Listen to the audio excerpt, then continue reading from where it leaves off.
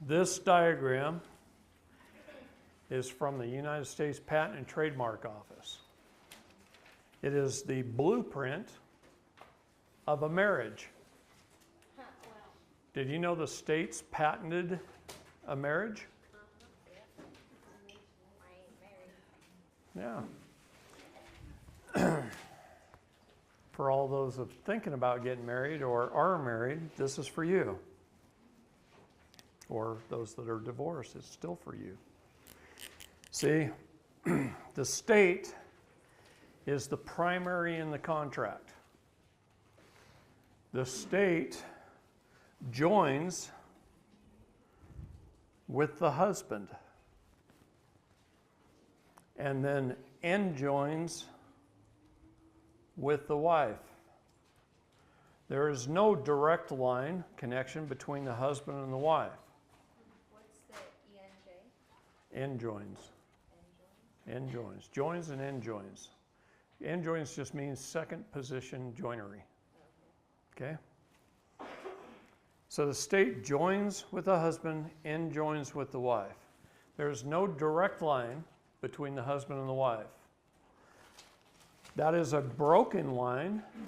Any architect or engineer will tell you that a broken line on a blueprint is a beam that bears no weight.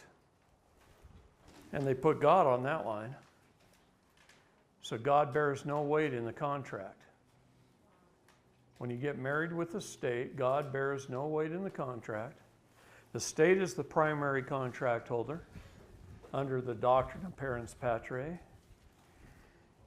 And if the husband wants to deal with the wife, they have to go through the state. If the wife wants to deal with the husband, they have to go through the state, and so on.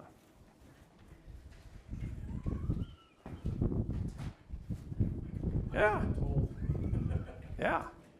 And they tell you you have to get a divorce if you want to separate. When you get a divorce, you're still under contract with the state.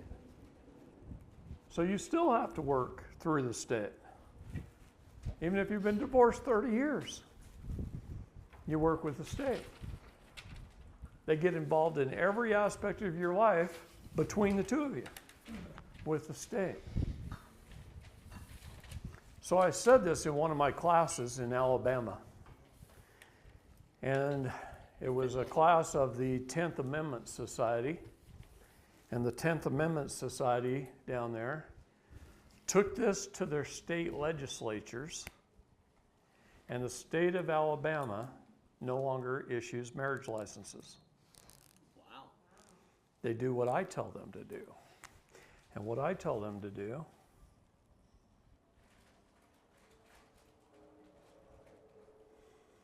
is to take a Holy Bible, a family Bible that has the pages in it, and you record the event, the date, the time, the place, who officiated, a couple of witnesses, and you do that with your births, your marriages, your deaths in your family, and you record them in a family Bible. The state of Alabama says, take these to a probate judge, and he'll record them on the land with the county recorder. And it's every bit as legal as that. But you don't have them and that one in your life. But you don't have the state as a primary in your life. That's how we're supposed to get married. Can you use anything besides a Bible? The Bible under public law, oops, man, 97-280. Public law 97-280, the Bible is law. The Bible is the Word of God. This nation was founded on God principles, and the Bible is law. And since 1607, we, the people, have been recording our marriages, our births, and our deaths in the Bible. and recording them on the counties of this country since 1607. It wasn't until the 1930s that we started doing this.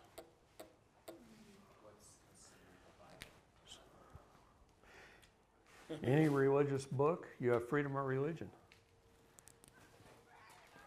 But this country was founded on Christian principles. So as far as I know, it's any Christian Bible. So the Bible, specifically the 1611 King James Version, was declared the Word of God, was by Congress made public law. Okay. It's the best I can answer that answer for you. But this is a problem. There's nothing, no line between these two, except through the state. Would we be able to do that in Utah? Get married this way and go to a probate? No. Yeah. You can do it in any state. Now, the church may not accept that. To get a temple recommend, they may require you have a marriage license with the state of Utah. Wouldn't it See be- see if they've been bastardized. Okay? It's not up to me. Isn't check. that now just a money generator, though? Yeah, well, of course, but it's more than that. It's to keep your persons legal, which is the undoing of God's laws, to keep control under the doctrine of parens patriae, 1P, 1P, 2Ps. Okay? State is your parent.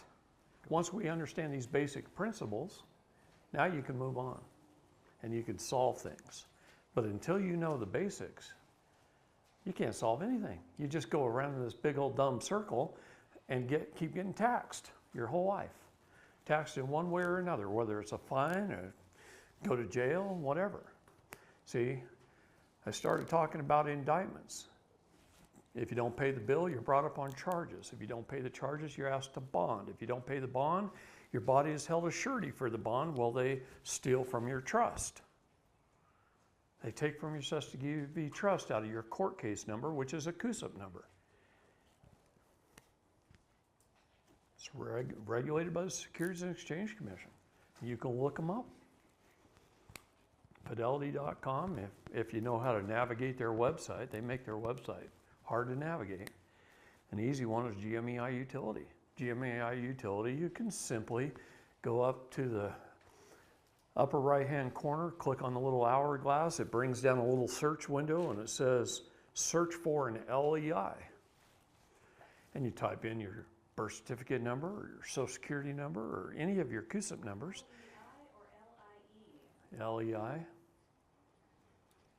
And it will show you the companies that are buying and selling you. Yeah. Jody pulled it up during lunch on her.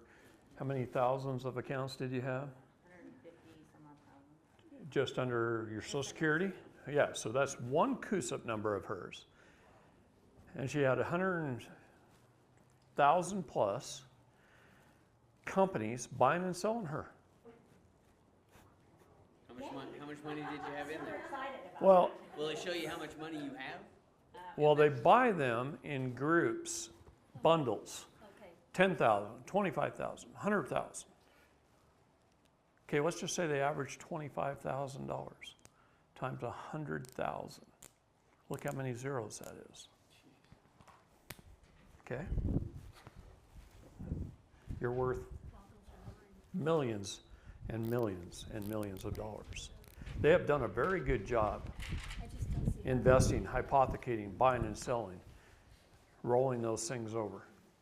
They bundle them, they roll them over, they hypothecate them, and 151,000, almost 152. yeah, almost 152,000 companies buying her United States Treasury bonds under her CUSIP number. And just for the info, my And she can't even go buy a brand spanking new Lexus. See? You see what I mean? Hundreds of millions of dollars in her account. we did it on a dead person's social security and they're still doing it. Oh, yeah. And they're still doing it. Yeah, my dad died in 1989, and I think it was last year, I pulled his Social Security up. They're still buying and selling him. They don't care, see, they don't care. It lives on in perpetuity forever, Yeah, because to them, we're all dead already. right? What difference does it make, Yeah. right? That's why they refer to us as chattel, which is cattle. And now I think we've digressed to sheep. We've become Ovid. Well, the United States Code is a wonderful thing. I keep telling the people that make the United States Code your friend, because that's how we hold our public servants accountable. It's not for them to use against us, but they do use it against U.S. citizens, because you're one of them. They use it against each other. So if you're married in another country, is it the same thing with their certificate? Well, if it's a United Nations country, how many people think we won World War II? No, come on, really. How many people actually think we won World War II? I guess it depends on what your definition of win is, but I'd say we did all right. Most people think we dropped a bomb on Hiroshima and Nagasaki and Japanese surrender and we won World War II. No, just Japan surrendered. Okay? Out of all of our enemies and all of our allies, we were the only country that was not a United Nations country. So the only way we ended the war was September 7th, 1945. We signed the United Nations Treaty, which took effect 90 days later on December 7th, 1945, which coincidentally Pearl Harbor was December 7th, 1941. So we ended the war technically on the same day that it started, but we signed the United Nations Treaty. We gave them Manhattan Island. How do we know that? Well, Rudy Giovanni, when he was mayor of New York City, the press came to him and said, can't we do something about all these guys with all these parking tickets down there on Manhattan Island? And he said, I don't have any control over Manhattan Island. I'm just the mayor of New York.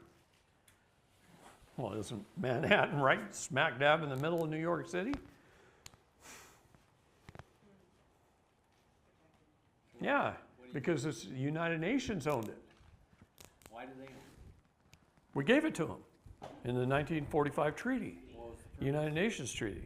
We gave them 50 miles along the Mexican border as well. Did you know that? No. 50 miles wide.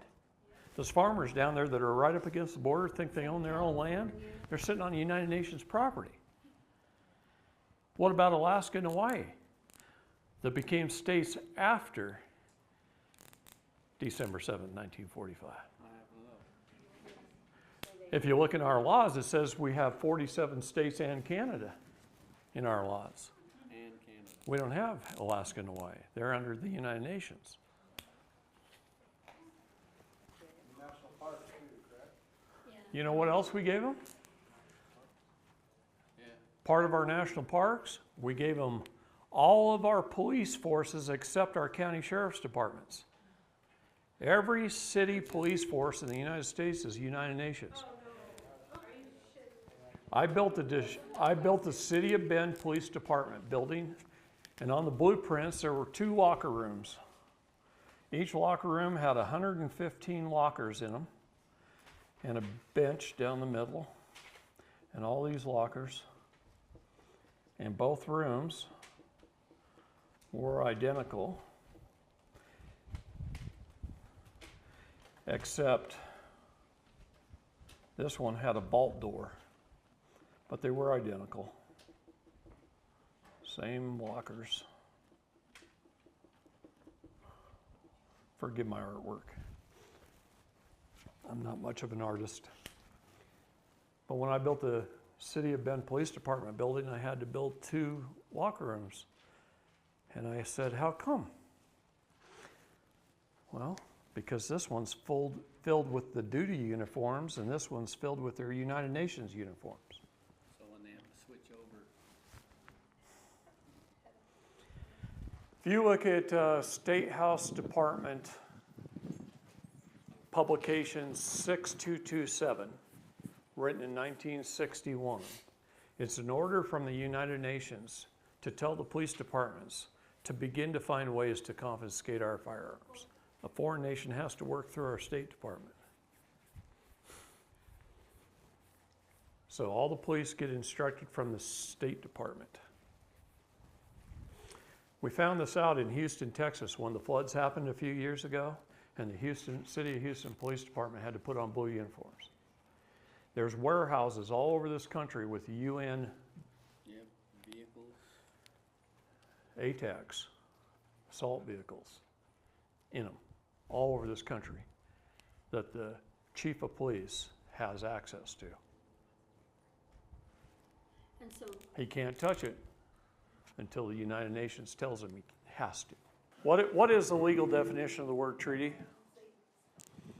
It's a contract or agreement between two foreign nations and or entities. So if there is a treaty, they're foreign to us. It's hard to get out of constitutions and treaties. Okay? We have to create a new contract. A executive order does not override a constitution or a treaty. you can't do the red line. It'll override a statute, but it won't override a constitution or a treaty. Because you'd have to create a new contract or a new treaty. Or revoke it. Oh, can he do that? I don't know, not without an act of Congress, and he doesn't have Congress on his side. Congress controls the purse strings. I went to Melania and I said, hey, we need some money to help fund the investigation of child and sex trafficking in the United States. And she went to President Trump. President Trump set aside $5 million to help us. That went before Congress. Congress goes, $5 million, what should we do with that?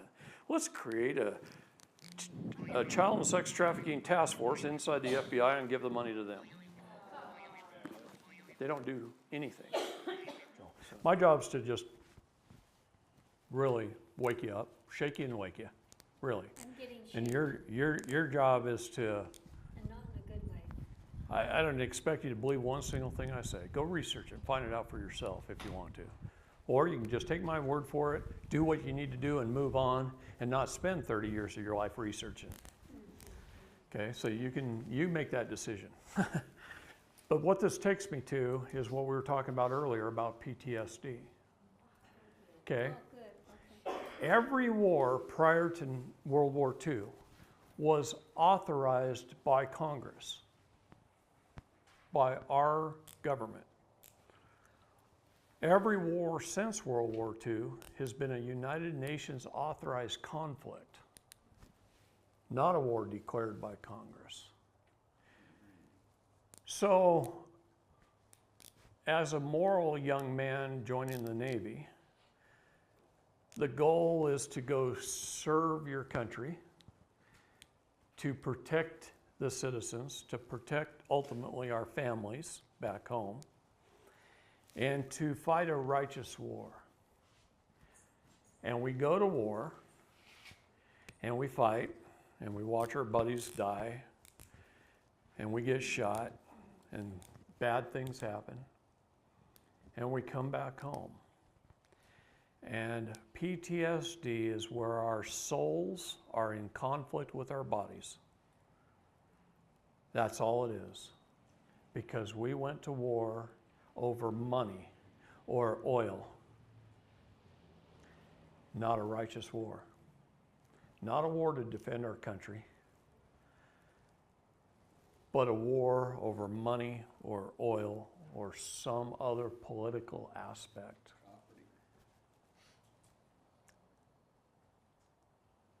And our souls know that. Our souls know that even though we have the greatest of intentions and the most righteous intentions, we're out there committing murder and other sins to fight a war that's unrighteous. And so we come back with PTSD.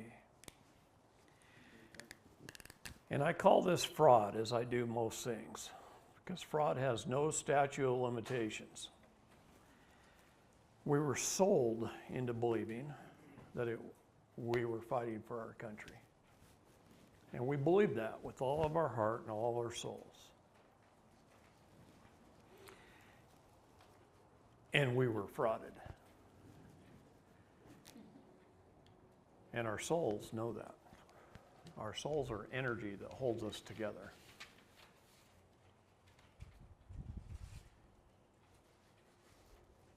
And so our souls fight our bodies, and we come back and we're having problems, and some veterans beat their wives or yell at their kids, not because they want to, not because they don't love them, but because there's something wrong with their mind.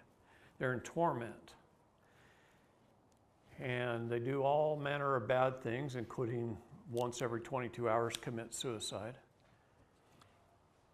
And they come back and they go to psychologists and they get on mind-altering drugs, thinking it's going to help them. And what they really need to do is, the nice thing about fraud is, at some point in time. That's the nice thing about fraud. Now let me explain that. At some point in time, fraud must be recognized. Okay? The day it's recognized is the day the wheel falls off the wagon and everything comes to a halt. And it vitiates everything that went before it. It can't start moving again until it's recognized, until it's satisfied, until it's settled. As soon as I can tell veterans this story, now they know why. Now they can recognize it. Now they can fall on their knees and ask for forgiveness. They can repent of sins they didn't know. And once they do, most of them are forgiven and they stop having PTSD. And I've told this story at little VFW halls and Band of Brothers lodges and things all over this country. And I've had guys come back to me a month or 2 months later, say, David, I was in therapy for 7 years. They had me on Zoloft and all kinds of different drugs. And the 20-minute talk you gave me on this, now my marriage is better. I have a better relationship with my kids. I'm working again. I'm back on track. Back in line. Thank you. And it brings me to tears every time I even talk about it. But it's until this point in time where they recognize something of what truly happened that they can finally wake up. So this goes with everything in our lives. Everything the government's doing to achieve power and wealth and authority is fraud upon we the people. You ask me, oh, are you an anarchist? No, I believe in government. I believe in limited government. Our Constitution is one of the most well-written documents in history. So is the Declaration of Independence.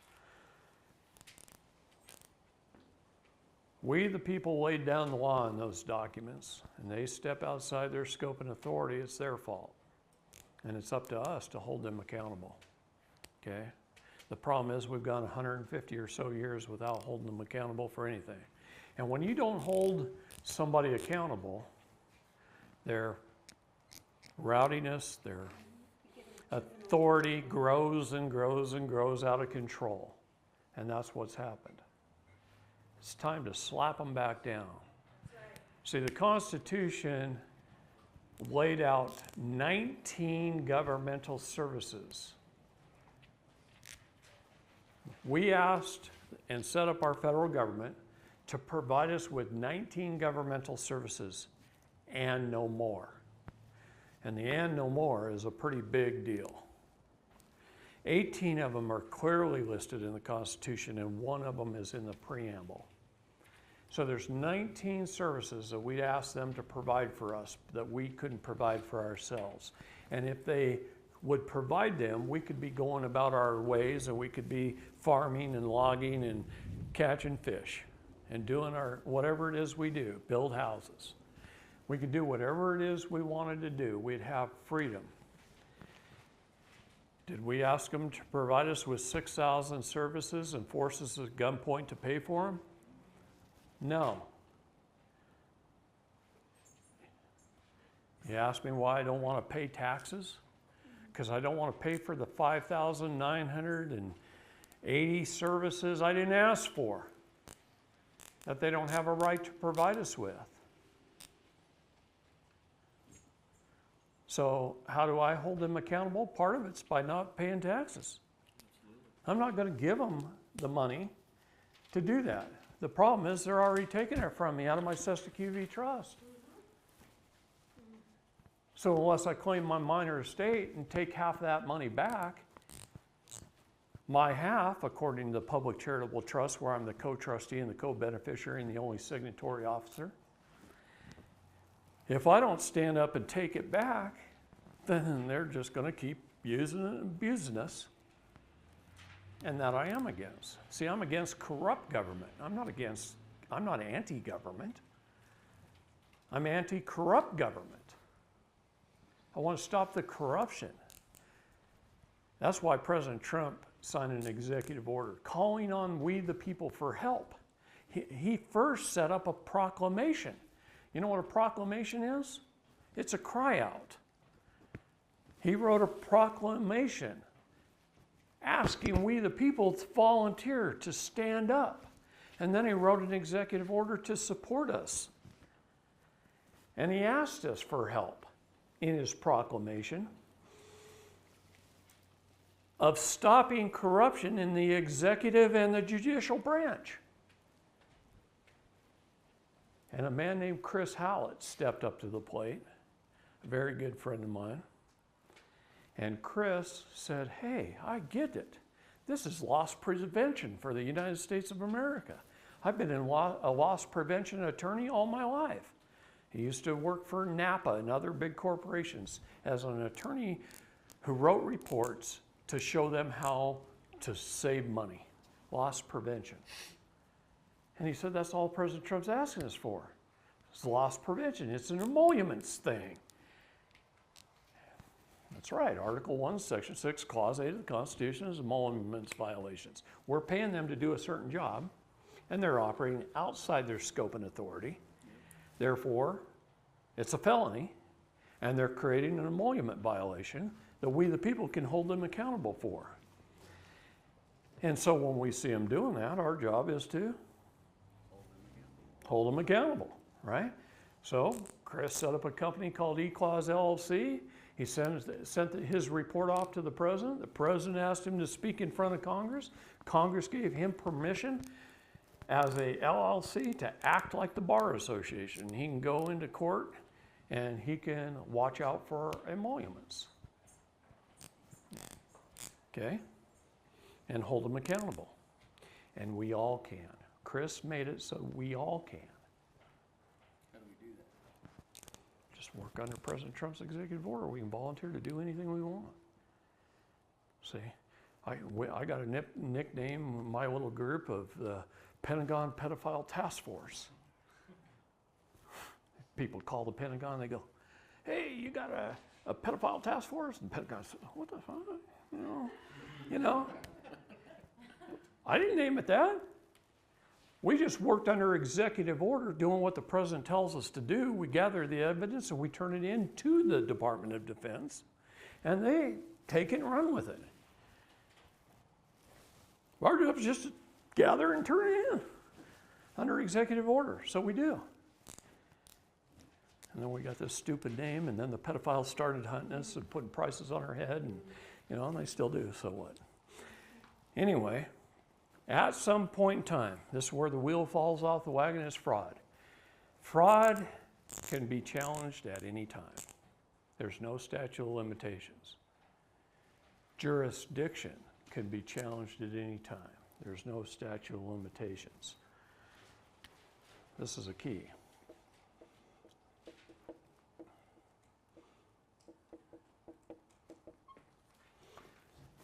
Two things that can be challenged at any time. You can be 20 years into a life sentence challenge jurisdiction due to the fact of fraud and walk out of prison. There's a lot of that, a lot of fraud. There is. Everything's fraud. There's no full and honest disclosure of the birth certificate, for one. Did you know a vessel had been created in your name? When you got a letter in the mail and it was addressed to your all caps name, you just think somebody made a spelling error? You see what I mean? No, they're sending a letter to your vessel. They're calling the vessel. They're summoning the vessel. Are you saying that on your birth certificate it's all caps? Yeah. What if it wasn't? What if it wasn't? So it wouldn't be valid? It's always all caps on the birth certificate. On the certificate of live birth, it's not always. Okay? They steal your soul. They take your soul prints at birth. They send you out to sea, presumed dead and lost at sea until you return and claim your minor estate. Legal definition of the word minor is somebody under the age of 18 or somebody of any age who hasn't claimed their minor estate. We're all minors in this room. Over and over again, the Bible teaches you to take dominion of the jurisdictions, land, the air, and the water. When you take dominion, then you're above anyone trying to control you. You're sui juris. You're of your own rights. Your rights are unalienable. Therefore, no one can control you. See? That's why I can walk into any courtroom, let them know my status, appear by special divine appearance, show them I've taken dominion over my jurisdictions, and there's nothing for them to adjudicate. It's that simple. As long as I don't murder somebody. Okay? So, these are the issues. Well, 5G was designed, installed originally to cause a great deal of harm. And then it was recognized. And President Trump came out with Kofifi. I knew you were going to say that. When he tweeted out the word Kofifi, everybody thought he misspelled the word coffee. What's that? Yes, break it down, it's a periodic table of the elements. Yeah, Fe is iron, so Fe is two molecules of iron on, anyway. So he had Motorola and Raytheon and a few other of our best companies build a box. It's about 18 inches by 22 inches. And if you pull the circuit boards out of them, they actually say COVID-19 on the back of the circuit boards. It's the Kofifi box. They have been going around installing them as fast as they could on all the 5G towers, trying to get them all installed before they were turned on. They didn't get them all installed. They had to make millions of these things. And what this box does is if you've got a 5G tower, lots of little things on it. 5G are supposed to be the narrower ones. Yeah, they put the box on. That creates a magnetic field that surrounds the tower. It turns the 60 hertz to 432. Oops. Anyway, to 432. What is 432? That's right. Because It created evil to righteousness. Here's another thing that people don't realize. Humans vibrate at one of three frequencies: celestial, telestial, and terrestrial. Three frequencies. Let's tell you something. You ever watched the show, The Jetson? Yep. You know about the white hats? Go to Jetson White on YouTube. This is a military intelligence channel on YouTube. look up a video called The Last Trump Technology. It starts with Corinthians 1:25. That's a fun verse to read. Anyway, kind of fun to look at. You'll learn things about the Schumann resonance, and there's an island off the southeast coast of Africa that our U.S. Navy has been guarding for a very long time. And what's taking place under that island. In Antarctica, there's a pyramid. Yep. Have you ever seen the pyramid? I got pictures of it on my phone. But there's some things under that pyramid. Thanks to the Japanese, they discovered part of it for us. They decided that they like the best of everything. The Japanese want the best of everything. And so they decided they wanted the best bottled water. So where would they go get that? Down at the bottom of glaciers that haven't seen air in 70,000 years in Antarctica. So they'd go over there and they'd drill down with a 12-inch drill bit and go all the way down to the bottom of these glaciers, and they'd pump steam down there and melt the lake, and then they'd pump it out into these big ships, and then they'd ship them to Japan, and then they'd bottle the water, and they'd sell it for big bucks, like $100 a bottle. So anyway, they're drilling down with this 12-inch drill bit, and they hit what they thought was bedrock at the bottom of this glacier. And when they pulled the drill up, and looked in the bottom of the drill bit, it had a piece of machined titanium with a high nickel content Wow. in it. They had drilled through a spaceship, 70,000 years old. And our U.S. Navy found out about it, because we find out about everything. And we went down there and opened the hole up and went down and got a whole lot of technology out of a 70,000-year-old spaceship. You know, I know we're getting off the subject here a little bit, but there are all kinds of technologies that could save us from many, many different things. And it makes me mad that our Food and Drug Administration and other agencies of government step on those things like you would not believe. We've had cures for cancer for years. We've had all kinds of technologies. Scalar technology is huge. Which is what this is, the smallest one of these. Got a doctor in Montana that can use scalar technology, and if he knows the exact GPS coordinates of a guy that's sick in Africa, he can cure him from Montana That's what we do. using scalar. Scalar technology can be used for good or evil. It can bring down an airplane. It can freeze and or microwave, depending on if you positive or negative it. Depending on the size of the unit that you use. It could freeze an army in its tracks,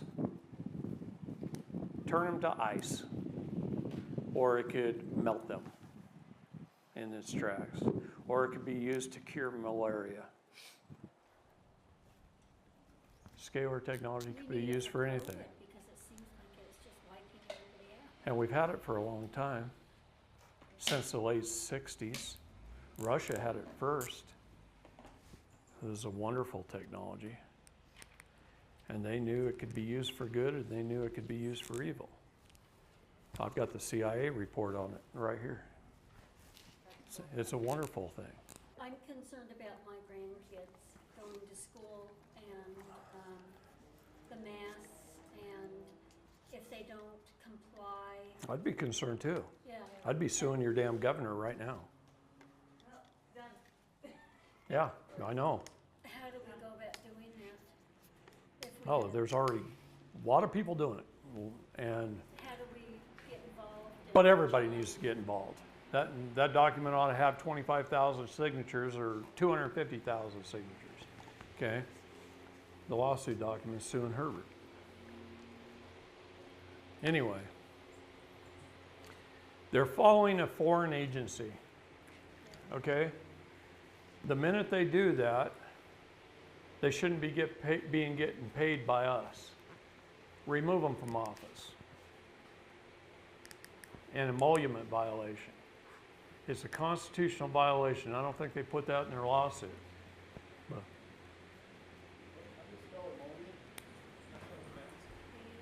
you were going to ask? I'm going to ask, 'cause I'm not an English guy, and I certainly Me either. I ought to ask him how to spell emolument. EMOLUMENT.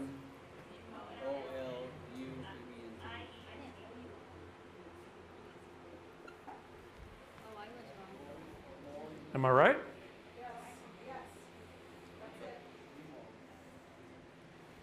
Yeah. All that means is this. We, the people, lay down our laws. Okay? This country was founded on the Law of Nations by Vattel, a book written long before there was a government on this shore. The Law of Nations by Vattel.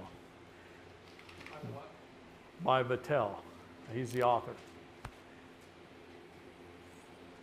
The Law of Nations.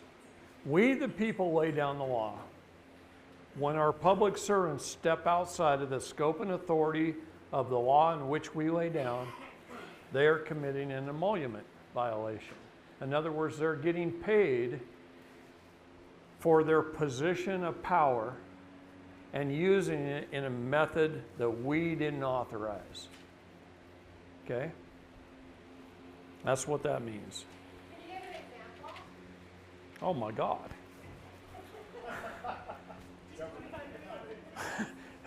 We asked them to provide us with 19 governmental services. They provide us with like 6,000. Social Security. On and on and on and on and on. Okay? We had a contract. A constitution is a contract between we, the people of the states, forming a U.S. government to provide us with 19 essential governmental services that we agreed to pay for. That's all it is.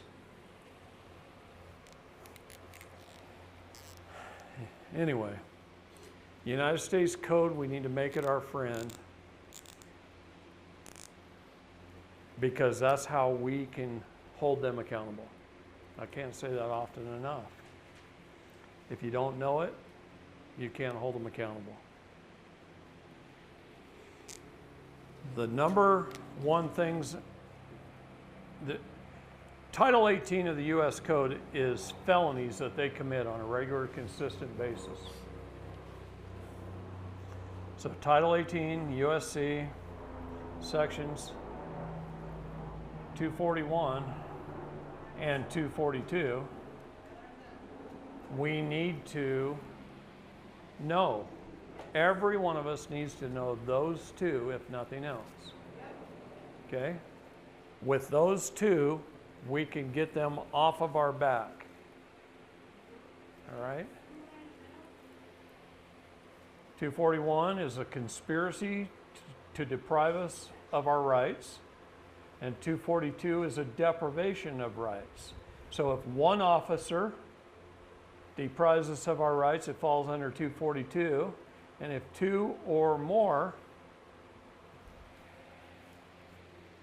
it's a conspiracy to deprive us of our rights. Anything that's a conspiracy falls under RICO. Which is what Trump's trying to go after them all for. Huh? Isn't Trump trying to go after a lot of them for all that right now? RICO Act. If you look at our sealed indictments, which a lot of them have already been unsealed, the number one charges are sedition and treason. Sedition and treason. RICO, racketeering. When you're in a position like he is, as governor, how many signatures on a ballot does it take to change anything? More than that. See, he's counting on you not being able to get that many people together that's going to do it. I didn't even get to vote this year. He can get up there and lie his ass off, say anything he wants. And they do. And if you can't get enough people together to fight me, oh well, you acquiesce. See? Government operates on the unrebuttal of presumption.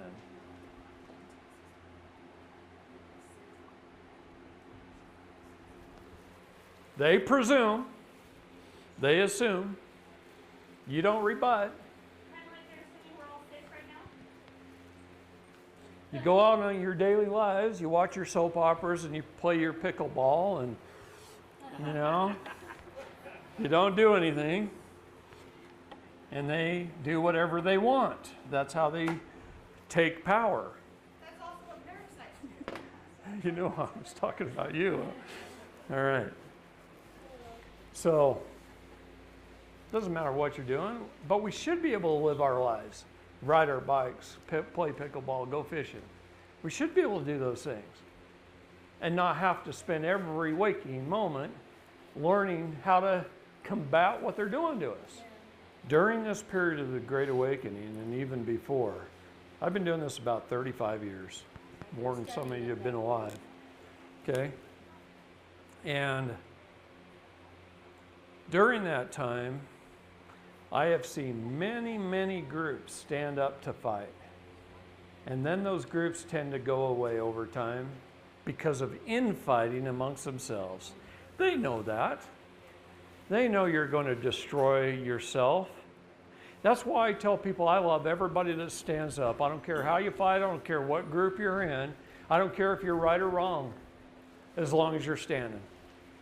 Because as long as you're making an effort to do so, the people I don't like are the ones that don't make any effort. Okay?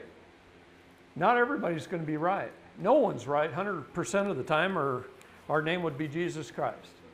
Okay? We're just not. I hope to be right as much as I can. But I'm not always right. I try. I try very hard, try harder than most, but I'm not. Okay? But as long as we're standing and making an effort, they're not going to get away with as much stuff. They're like that bully little kid on the block whose parents never discipline them. And they just steal your lunch money, and then pretty soon they're stealing your lunch box. And then pretty soon they're stealing your car. And that's what they do. They just do it a little at a time. And they gain more and more and more power. And for the last 150 years, we the people have not been good at standing up. We just haven't. The groups have been too little and too small. Now we have thousands of groups out there. We got the Jural Assemblies, we got Patriot groups, we got 3 percenters, we got hundreds of groups just standing up. I refuse to be a part of any group simply because I know that they self-destruct. They usually get someone in who's a dictator type, and it's my way or the highway. And the other people are going, well, that ain't right.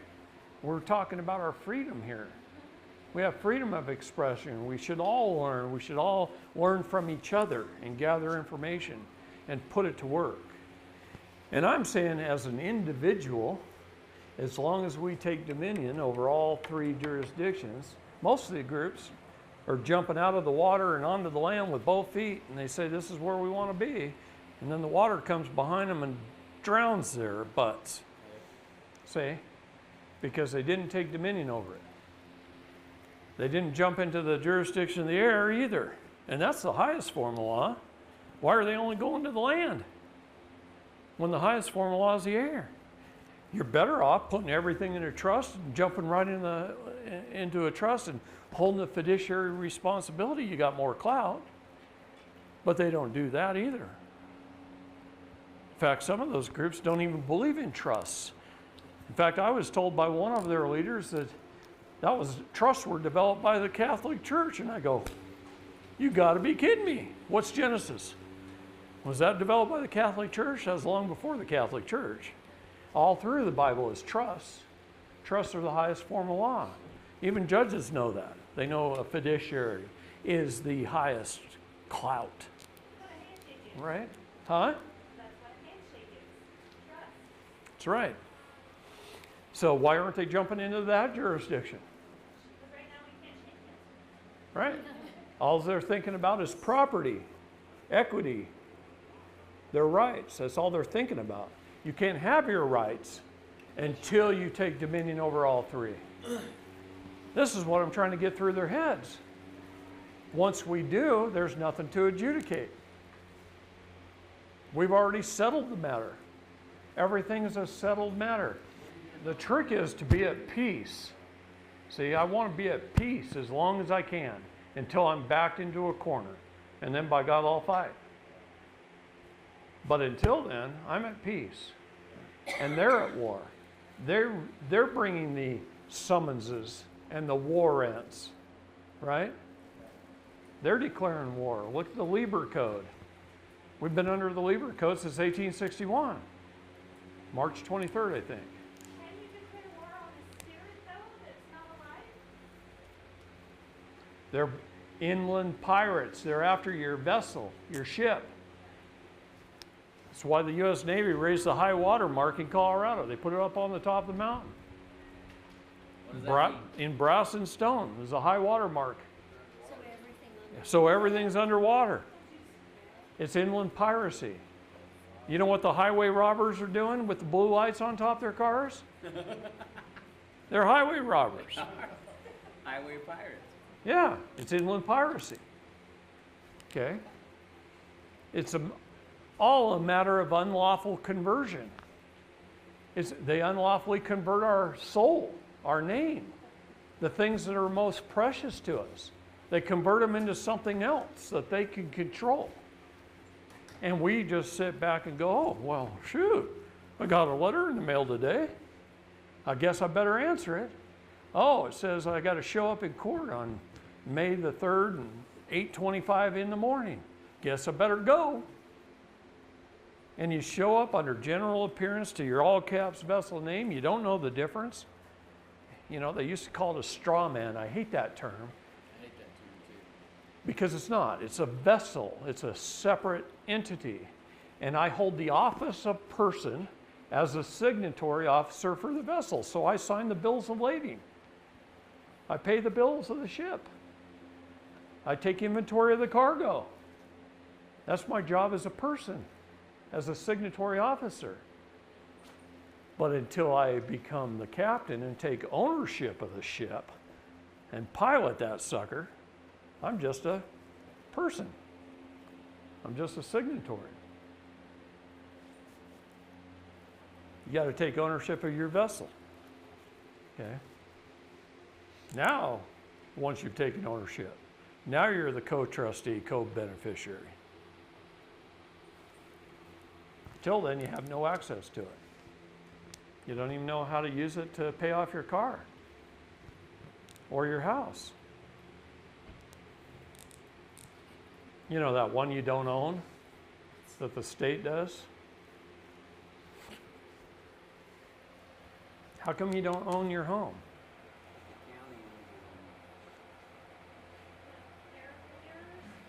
Because of clerical errors. This is a wonderful friend of mine in Indiana.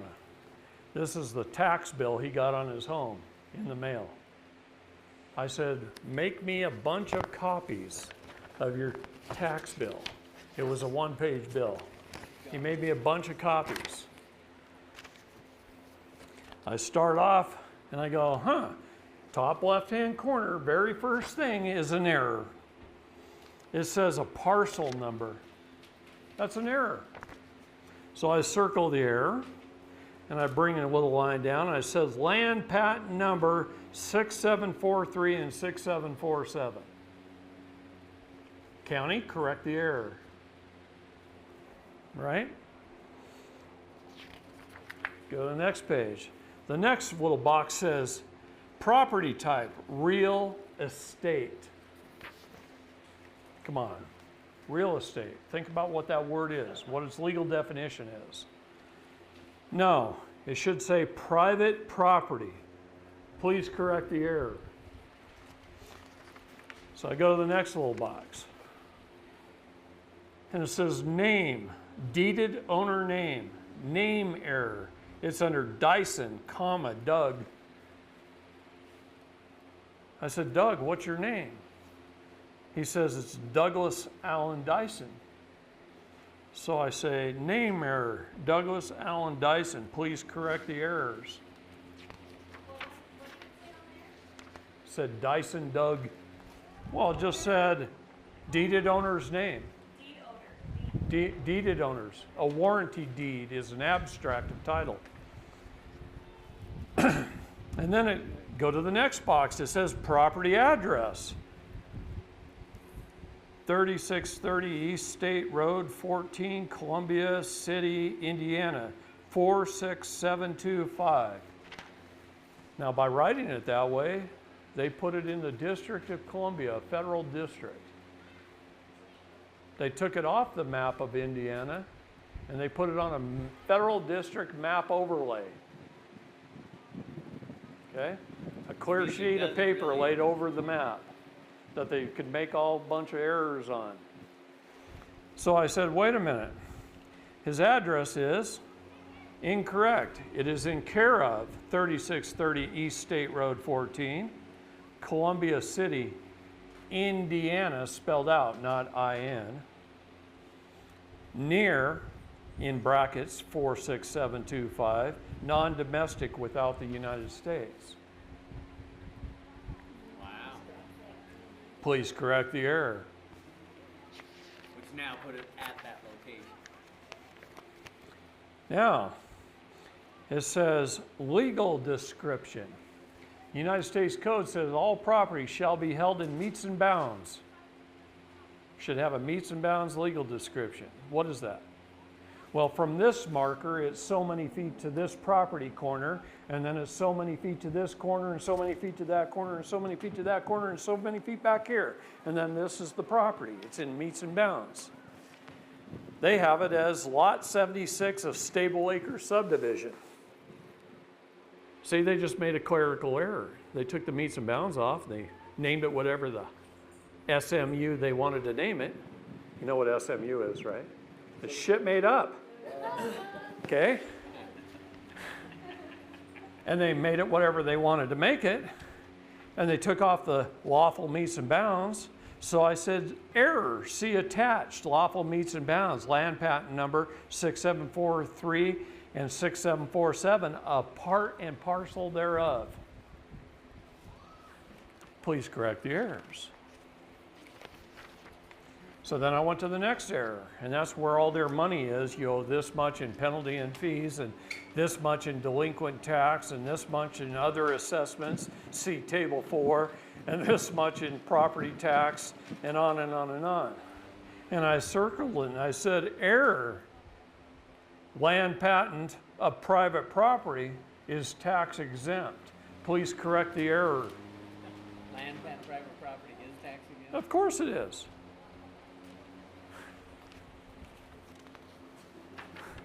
Oh, at the bottom of each of these it says Exhibit A, Exhibit B, Exhibit C, EFG. So then it says check here for a change of address. So I put error, boxes, Chicago Styles Manual, anything in a box is not part of the contract. And I circled all the boxes on the page. And I said, please correct those errors. Okay. Then we post his property with the land patent numbers. We put up a sign that says no trespassing, $250,000 fine without appointment, and not open to any federal agents.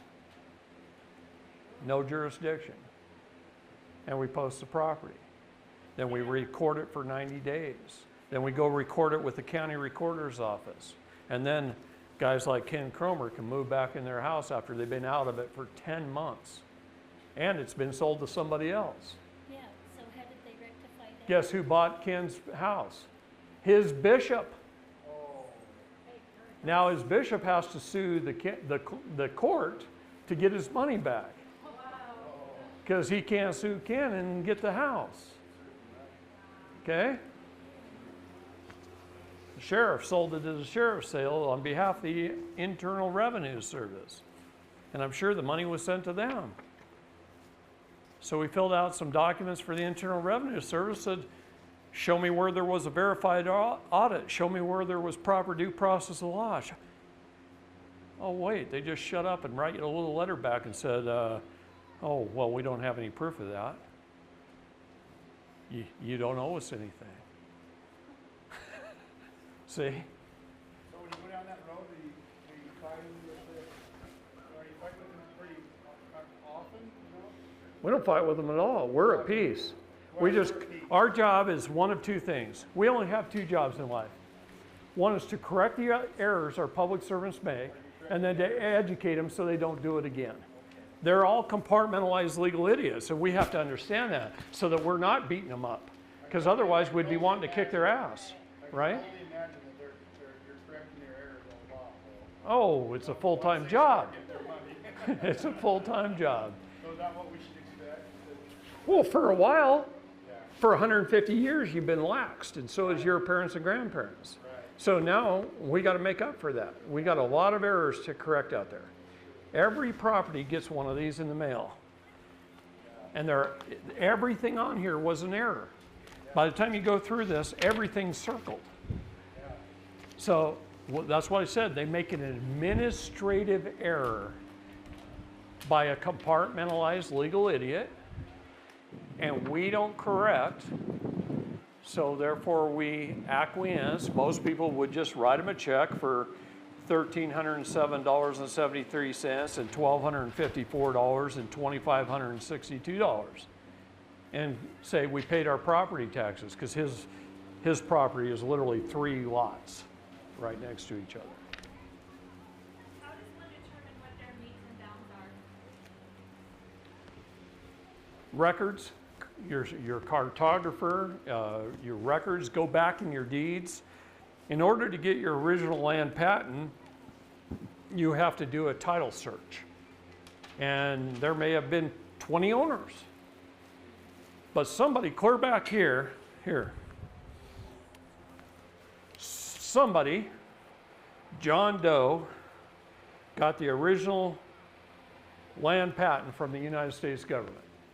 And then he granted it to his heirs through a grant deed. See, it can't be sold. It can only be granted. It can be granted for consideration, but it can't be sold. So you grant deed to his heirs, right? And maybe that's Bob Doe. And then he grants it to his somebody, grant deed. And then they sell it, and it's a warranty deed. At this point in time right here is where the county stole the property on behalf of the state. And that may have been 6 owners ago. And the land patent was probably a 640-acre piece of property. And you own this little lot right here. So this is land patent number 2170 or something. And you only own this, but that's an underlying land patent. So this is why we say a part and parcel thereof. So you get the meets and bounds description of that as a part and parcel of land patent number 2170. And there's your property. So could he have avoided being kicked out if he had done things a different way, or? Sure, before he even had this issue. But see, fraud at some point in time, it must be recognized. So he didn't know this stuff. He didn't know there's an underlying land patent. He couldn't be kicked out or anything like that. And the sheriff came, kicked him out. He's out living with somebody else for 10 months. And then some ugly guy named David came along and said, hey, why don't we just put your property back into this original land patent and accept the last grant deed. We have to accept that grant deed and then record it and then publish it and then tell the court where to go and how to get there. Okay? David, And move back in, because otherwise they'll get you on abandonment laws. So we moved back in, and I had to fly back to Oregon. So Shauna Cox and Ryan Bundy came up and stayed with Ken the first 3 nights. They were out barbecuing on the backyard and the police showed up. Bad move on their part.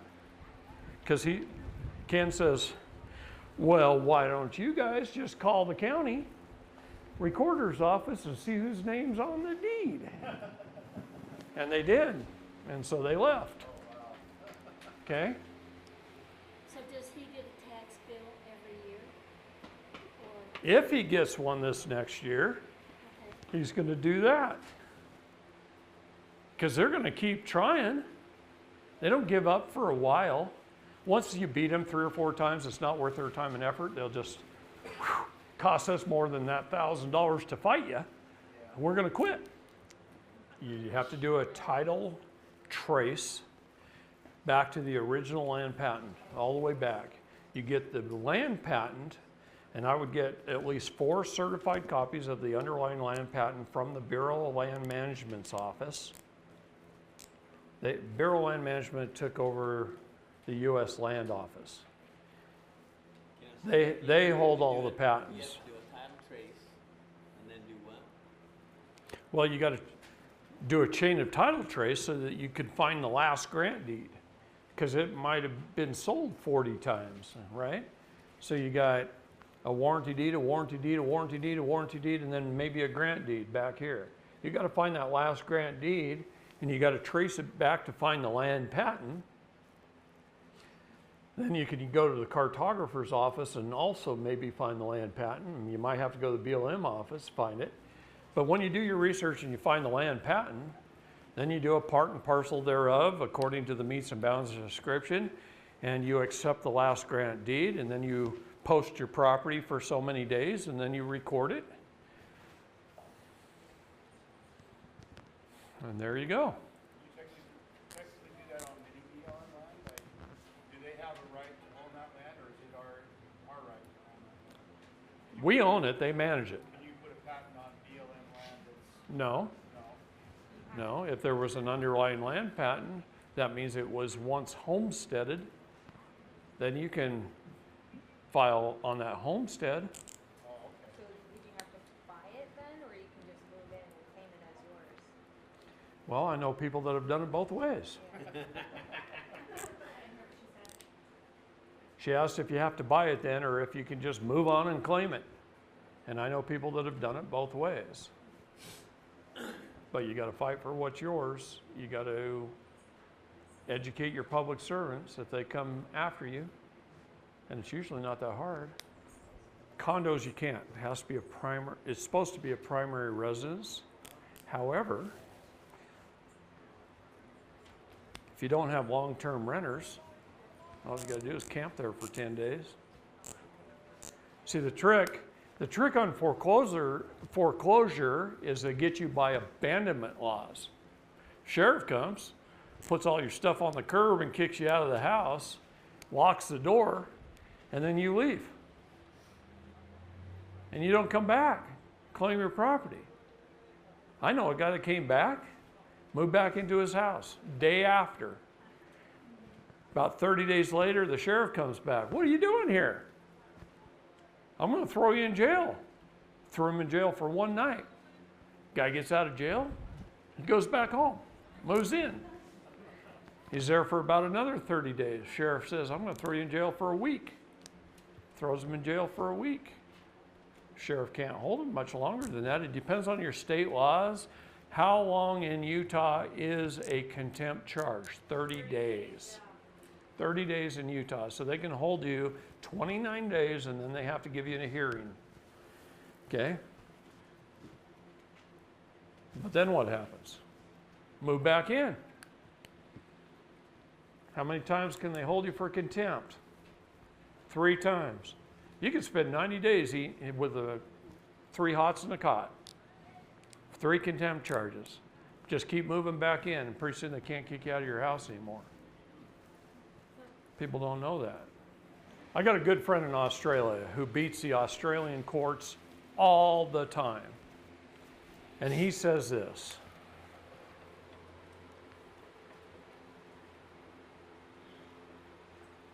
never give them your last name.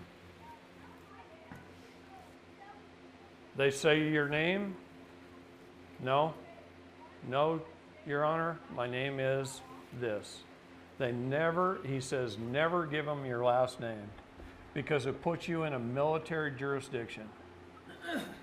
Okay? Even women? And they typically do it under all caps first. Like that. And then David Lester. Okay? So a military ID is also a CUSIP number, by the way. You were bonded again, and you were insured again. In fact, since they have a good bet that you might get killed in the military, they insure you for more. Yeah. Oh yeah, it just recently went from 5 million to 10 million on your life. See, if you were born after 1975, you were bonded for $1 million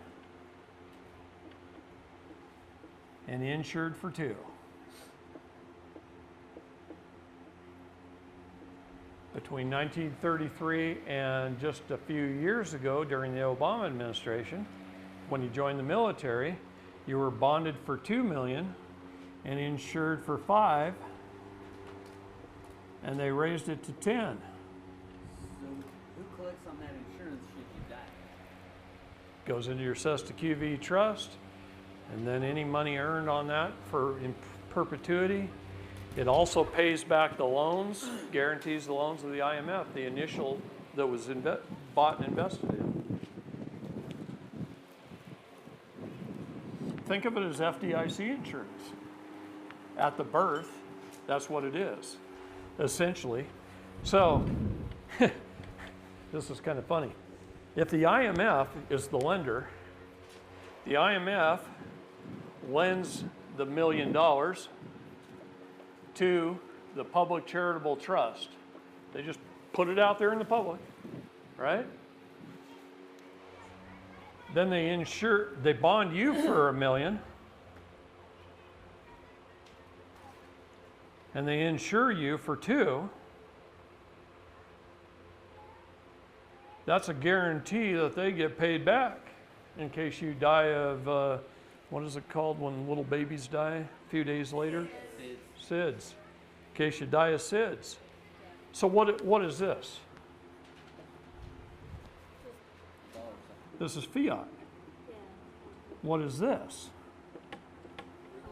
That's real money. Oh, really? That's why it changed. So what if you get a paycheck stub? Who works for a living? Gets a paycheck stub. Okay, not many hands around here. Nobody works for a living? Okay, you get a paycheck stub. You take your paycheck into your bank. Right on the back of your check, there's a line. It says to endorse here, right? If you sign your signatory,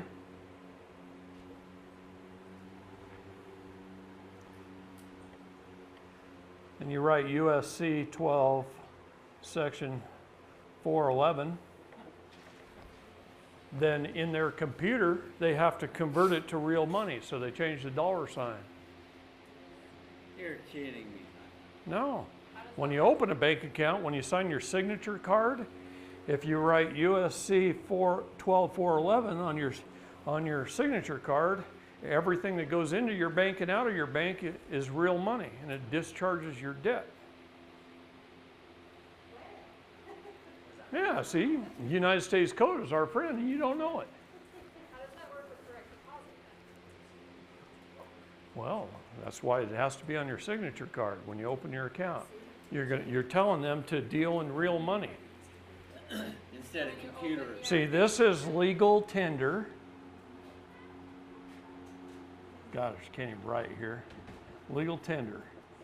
Tender. It tenders it to a later date. Never discharges the debt. Real money discharges.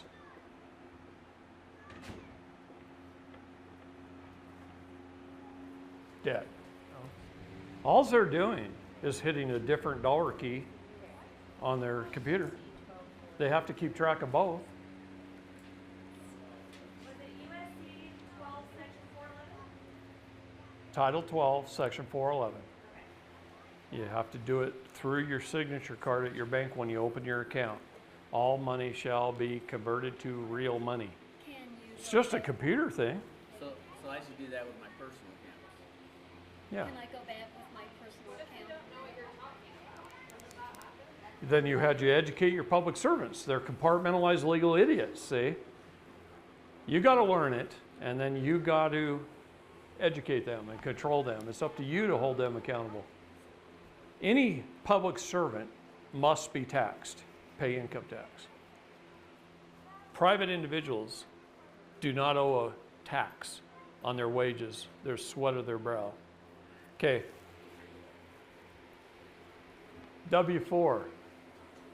You don't fill out a W-4 when you go to HR. Okay, the first thing you do is you fill out a Form 56, which notifies the IRS of what your status is.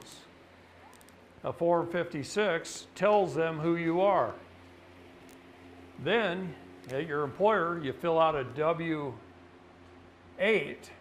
B-E-N, as a tax-exempt foreign estate and or trust. Now they can't withhold any taxes from you. Now you can't do that because you work for the federal government. Neither can you. You need to change your status first anyway. Status is everything in the law. Status, standing, then jurisdiction. So you change your status, then you take dominion over your jurisdictions, and then you have standing. You don't have standing until you take dominion. That's why they say all are equal in the law, rich or poor, black or white. Ignorance of the law is no excuse. You all have the same standing. You're all just as dead as the dead deer on the side of the road. You all are equal to that deer. You can't stand up and walk away. You're all dead. That's what being a citizen, a person, or resident is. You have to change your status and claim your minor estate.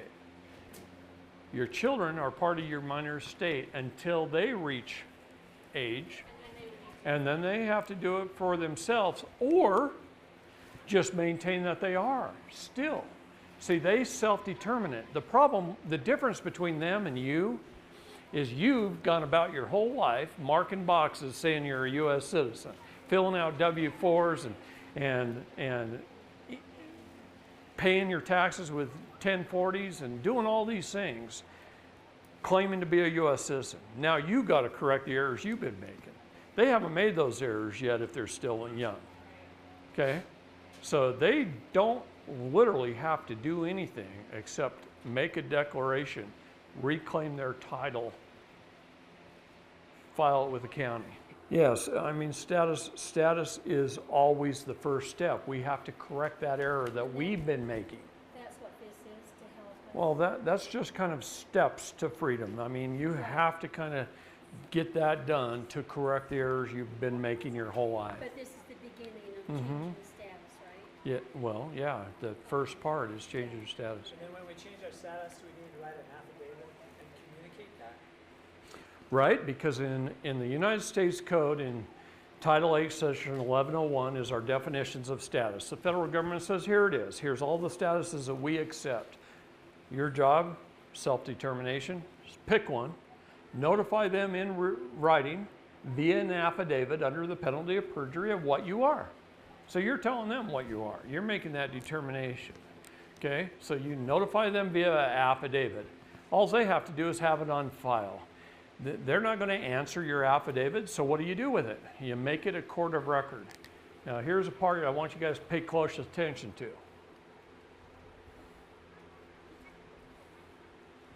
What is a court of record?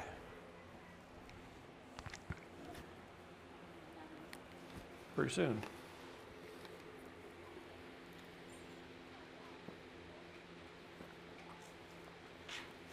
I'm waiting.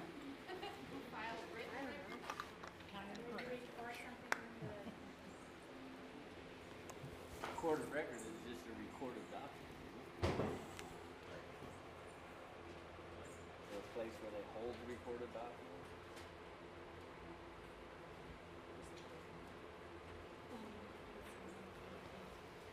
An Article 3 or an Article 6 court is automatically a court of record.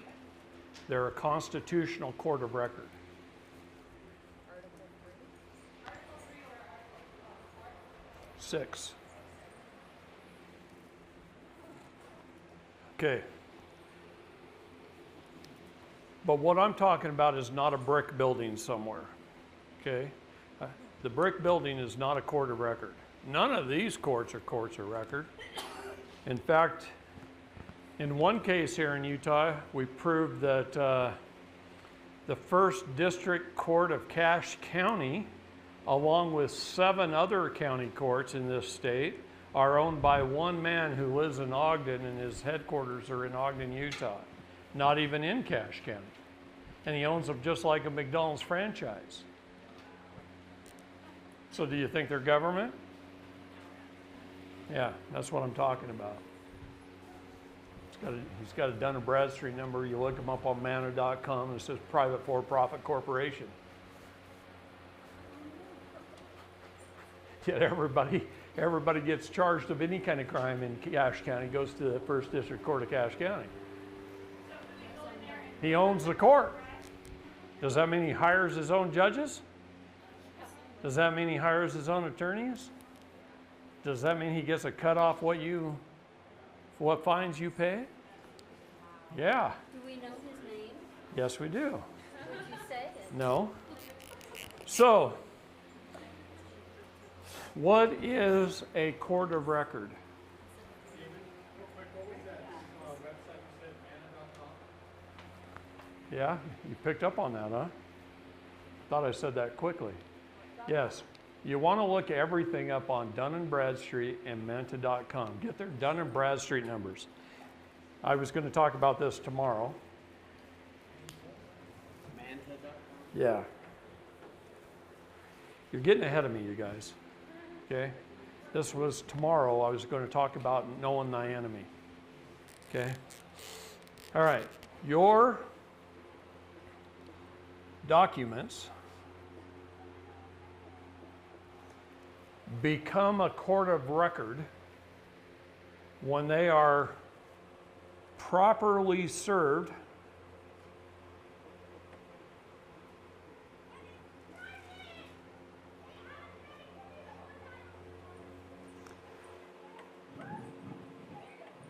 publicly published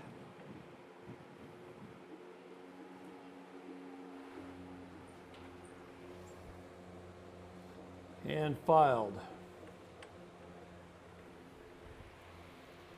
Your documents become a court of record when they're properly served, publicly published, and filed. So what does that mean? Okay, let's just say we're changing our status. You write an affidavit, you send it to the Secretary of State of the United States, Mike Pompeo. That's who you're required to send it to by the United States Code.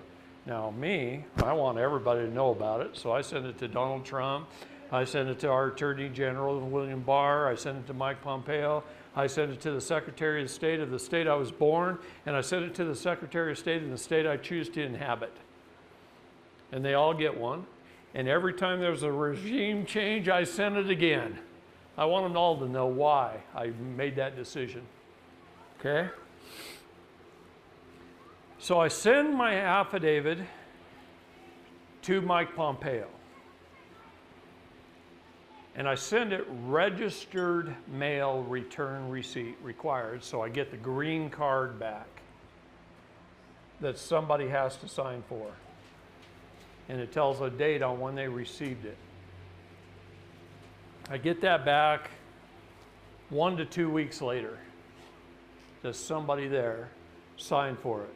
I always send it, notice to agent is notice to principal. Notice to principal is notice to agent. Okay? So it doesn't matter who signs for it. It's just like he grabbed it himself out of the mailman's hands. He's been served. So then I do a certified proof of service. Certified proof of service. Attaching that green card to a document that I attach to my copy of the affidavit. So you do a certified proof of service page and you attach it to your affidavit 1 to 2 weeks when you get it back. What I do is I've got a specially made page and I set the green card on it and I run a little bead of super glue right along that top edge and I'm bind it to that document. Okay? Now, I have to wait from the date that's on here that he received it. I have to wait 21 days for his response. So on the 22nd day of his response, I do a certified judgment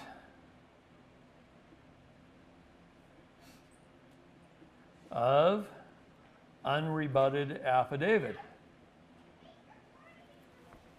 A certified judgment of unrebutted affidavit. He didn't respond, he acquiesced. They know that, they don't care. The affidavit becomes a judgment if they don't respond. So I do a certified judgment of unrebutted affidavit. And I lay that on top of my proof of service sheet, which is on top of my document. And now I go down to the county recorder and I put it on the land and I publicly publish it. I make it available to the public. Anybody can read it. And then, if I ever need to, first I take it home and I file it. But if I ever need to, I pull it out of my home file cabinet and I file it in a court case, along with my notice of appearance, where I'm telling them what my status is. That becomes an exhibit.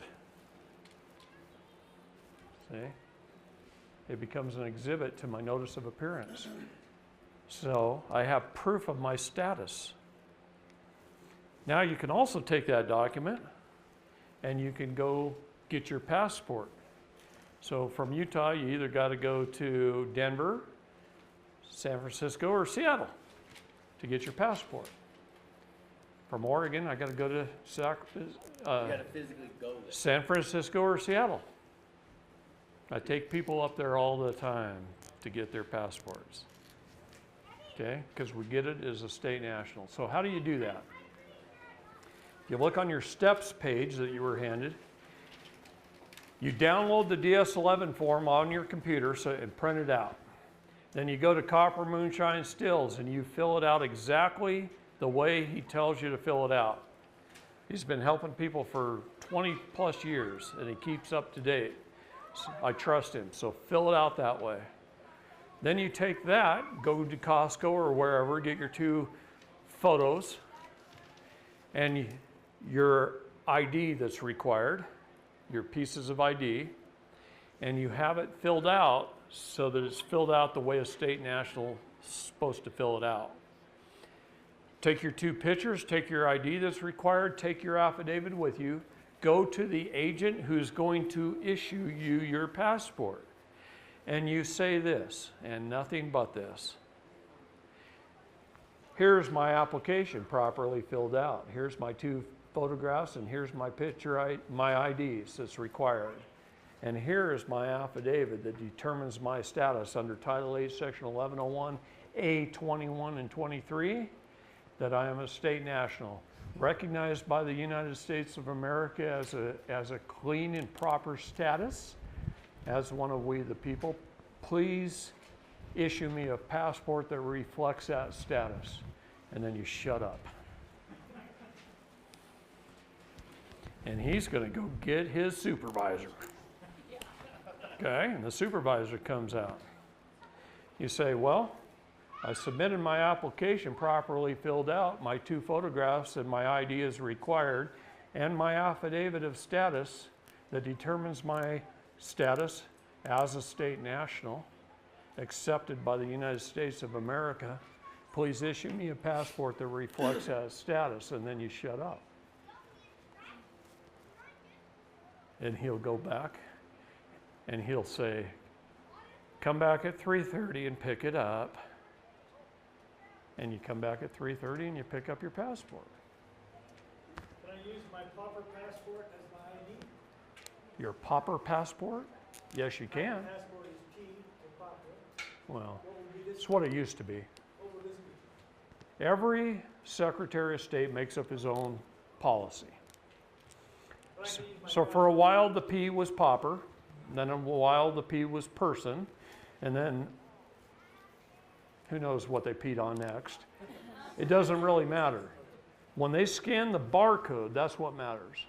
The passports are going to look like any other passports. But when they scan the barcodes, if I scan it in mine in a police car, it'll say, do not stop, do not detain.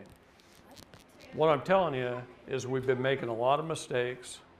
We got to correct those errors and move on. So are you saying we have to physically travel to Denver? Yes, you do. If you go, the post office is just a transfer station. And it's like the old telephone game. You remember that? If I say something into a telephone to you, and then you tell them, and then you tell them, by the time it gets back around, it's a totally different story. Well, when you go to the post office and try and explain this, there's no way in heck they can explain it to Denver, which is where they send it. See, all they're doing is transferring it. Gosh, if you lived in Texas, you could go to either Dallas or Houston. Yeah, but from Utah, you got to go to Denver, Seattle, or San Francisco, and your documents become the court of record when. Always remember this. See, if you go to court and you just submit your documents into a court case, administratively, that judge can do whatever he wants with them. He can throw them out. But if they're publicly published and then submitted in court, it's a settled matter. There's nothing for him to adjudicate. He can't destroy a document, or under the United States Code, he's committed a felony. You want to start holding these judges accountable? Publish your documents first. Then submit them in your court case. Then if he throws them out, he's in deep doo-doo. Now you countersue. Every state statute in the United States says this. Every state statute says this. The only remedy in a state court is a tort claim. Did you hear what I just said? If you're just playing defense, you can't win a football game. You got to go play defense and offense, and you got to do it at the same time. So if you want to win, you sue them. It's a tort claim. If I go out here on the street and I come to a stop sign and somebody runs into me, what do? I want you to think about this for a second. I go to the person, I gather his insurance information. What company do you have? What's your agent? What's his phone number? What's your policy number? I don't care that much about you. Accidents happen. But now I go file a claim with the insurance company, and they pay the bill. What does government teach you to do? To go complain. Go complain. File a complaint. I think part of that's ain't. Nobody wants to hear you complain. Nobody cares if you complain. If you do complain and they decide to investigate it, who's going to investigate it? The people you're complaining about. It don't mean nothing. Never complain about anything. It's not worth your time or day. Didn't your mama teach you that? Stop complaining. Quit whining. Stop complaining. My mom used to say that all the time. Quit complaining. She was telling me complaints don't matter. She don't want to hear it. She's not going to listen. Neither are they. But the government's really quick to hand you a complaint form. Then they can round file it the minute you walk out the door and drive out of the parking lot. They don't care. You file a claim. I, David Lester Straight, claim Bob Jones trespassed against me. He committed this felony and this felony and this felony. They carry a penalty of $250,000 and 1 to 10 years in prison. Now I sign it and notarize it, and I put it into a court. Crap. That's what they're saying. This guy actually filed a claim. And then I go, oh, and here's a FOIA request. I want to know who your risk management company is. See, up in Montana, there were a couple of people in the county who were getting beat up by the county sheriff for exercising their constitutional rights. And the sheriffs were putting them in the hospital. So we went after MACO, the Montana Association of County Insurance, whatever it is. I don't know what it is. MACO. It's the insurance company. We sued the insurance company for the amount of their policy rider. We found out they were insured for $5 million. So we sued them for $4,995,995 because they have a constitutional rider. And they had constitutional rights as your sheriff was taken away from them. And MACO settles the claim out of court. Writes a check for $4,995,995.95. And then MACO goes to the sheriff, says, you ever do that again, we're dropping your insurance policy, you better knock that shit off. And you know what? People are treated a whole lot better in that county now. So you don't sue Bob Smith.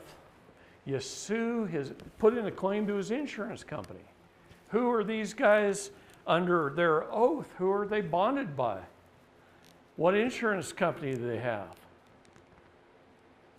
Every one of these municipalities are bonded and insured. You know, the Supreme Court of the state of Arizona has a $3.5 million liability policy, and they're behind on their payments 120 days? I know that, because we sued the Supreme Court of the state of Arizona. Utah Department of Transportation has a Dun & Bradstreet number and is a private for-profit corporation. Now, the departments of transportation are actually very, very powerful. Everything in this country is about transportation and shipping of goods and services. Okay? So you'll learn some very valuable lessons about the Department of Transportation. They're required to issue you a Regulation Z plate, and most of them don't even know what one is. In fact, Oregon, on Oregon's website, when you type in Regulation Z plate, it says you can get them here, here, and here. What is the Regulation Z? Hold on a minute. Don't get ahead of me. All right. It says you can get them here, here, and here. So I called here. Talked to a gal that had been there 35 years. She'd never heard of one, never sold one. Nobody had ever asked for one. So I went to the next one. And this guy was some warehouse somewhere for the Department of Transportation. He goes, oh man, I think we have some lying around here. I think I saw a box of them once, maybe 20, 25 years ago. I'll see if I can find them. I said, how long would it take? He says, I don't know, give me the rest of the afternoon. I'll call you tomorrow. Called him tomorrow. I couldn't find them. Couldn't find them anywhere. No, I asked everybody, nobody knows where they are. So I called the next one. They go, oh, this is the place that actually makes the plates. I think we have a machine that makes it. We might even have some of the metal that makes them. I can't find any on the shelves, but the machine's sitting in the back corner. I'll go see if we can run it.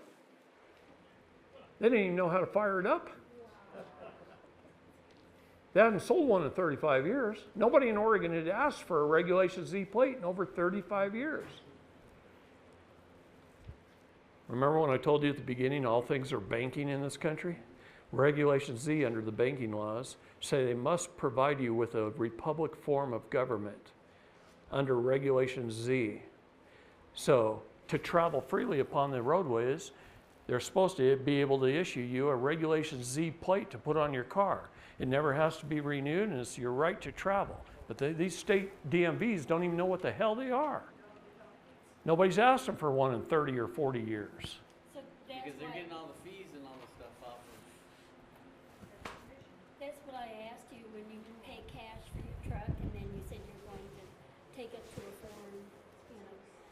Well, then once I've got the MSO in my hand, I don't have to do anything. They can't tell me what to do. No, I don't. I could fly the civil flag of peace on the front of my truck. I don't need a plate as long as I own it. You only need a plate because the state owns it. The state has your MSO. What about someone else who's on a lease? How do you get the DMSO for that? You can't do it on a used car either because the state has it somewhere, unless under the salvage maritime laws. What's the MSO stand for? Manufacturer Statement of Origin. Go have fun. Go hold your public servants accountable. It really does get to be fun, by the way. Once you know what I'm teaching you here, and you know how to solve these issues, man, they're just going, oh crap. Because all they are really is paper pushers. Oh yeah, Ken Cromer's bishop tried to get the federal court involved. Federal court looked at the land patent and said, sorry. Not even the federal government can override a land patent. A president of the United States signed the land patent to his successors and or assigns forever. No one can override that superior title. Now, they can only take it for needful things like a freeway. Anyway.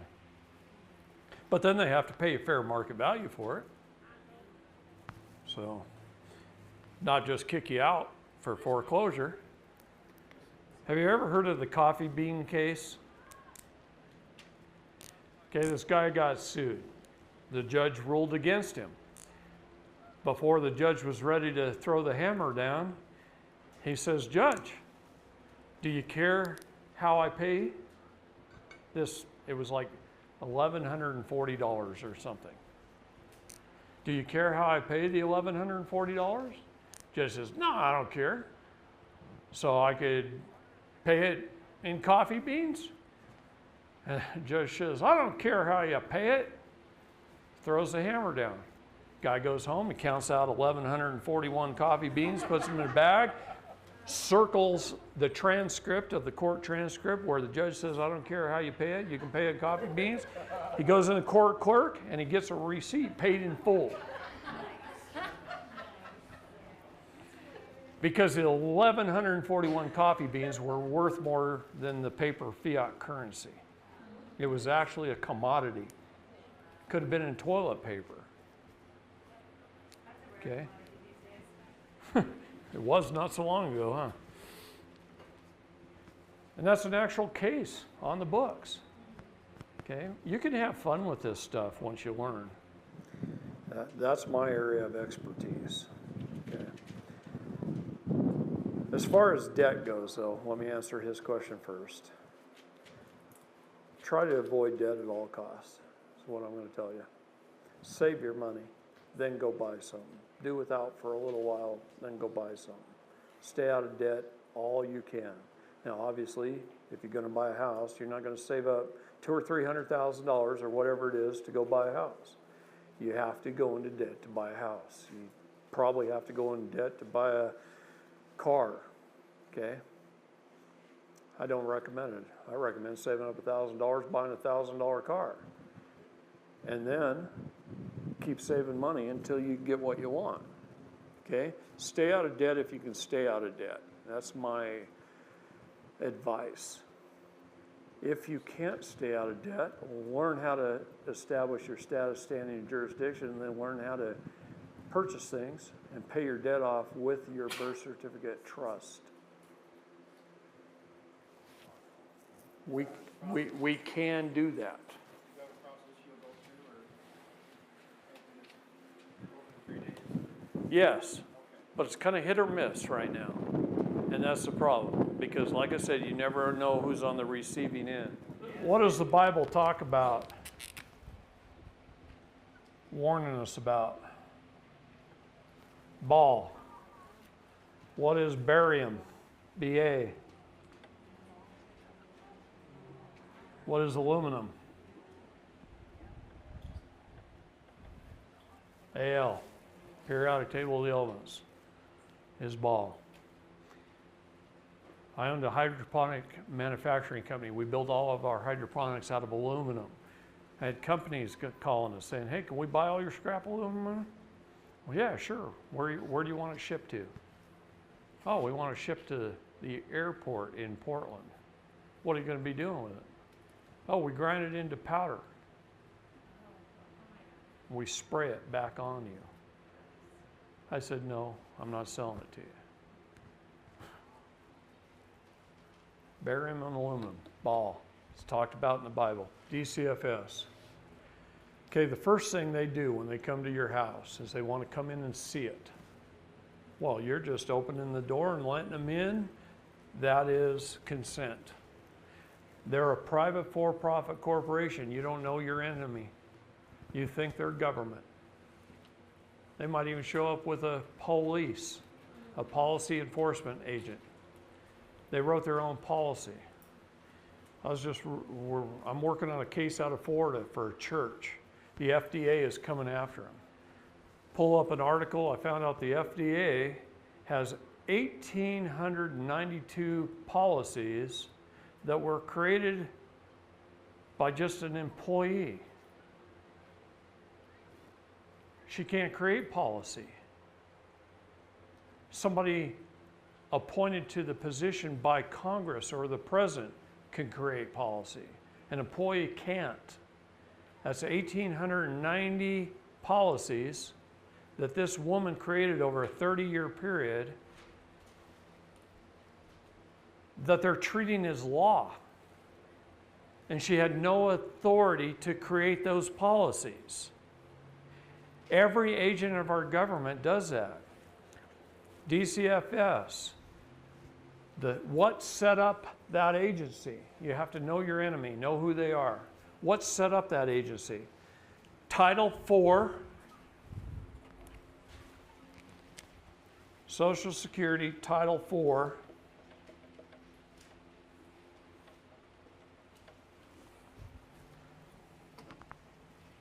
And ASFA. These two things created that agency. DCFS or CPS or whatever your state wants to call it. What's ASFA? Yeah, well, let's just call it Child Protective Services. Every state calls it something different. ASFA, American Safe Families Act. These two acts of Congress created that agency. In both acts of Congress, it says that they cannot take a child away from a parent unless the parent gave their consent or the parent has been tried and found guilty by proper due process of law of a felony. And if they take a child from a parent, they must search for a relative to place it with first. And then if no relative steps up to the plate, they can adopt it out to a foster home. So both things that set up that agency, this is how they get paid, by the way, it's Title 4, says they can't take your child. Yet they do, based on your consent. The minute you let them in the door, the minute you sign a family plan, they do it off of accusations. It could have been a neighbor called them and said your kid was out in the sun too long. Well, here's the reason. CPS is a private for-profit agency. Every child is worth, and this is going to kill you,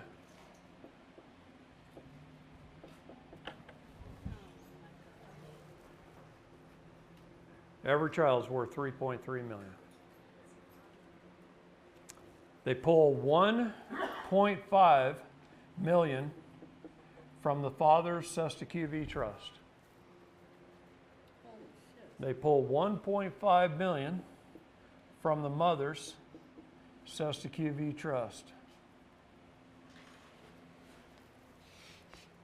They get $300,000 at between $8,000 and $16,000 per month from Title IV D and E funds.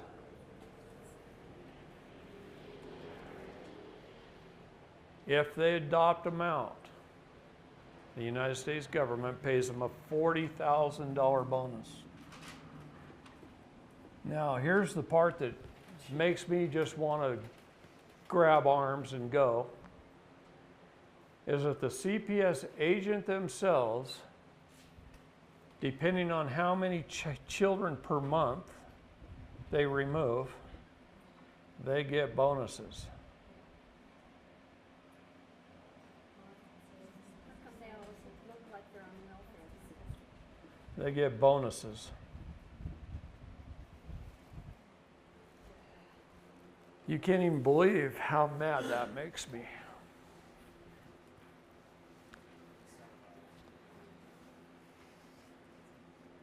that why kids are moved through the Child Protective Services system? Out of the 800,000 children trafficked a year in the United States, 86% come through those agencies. The balance are just taken off the street.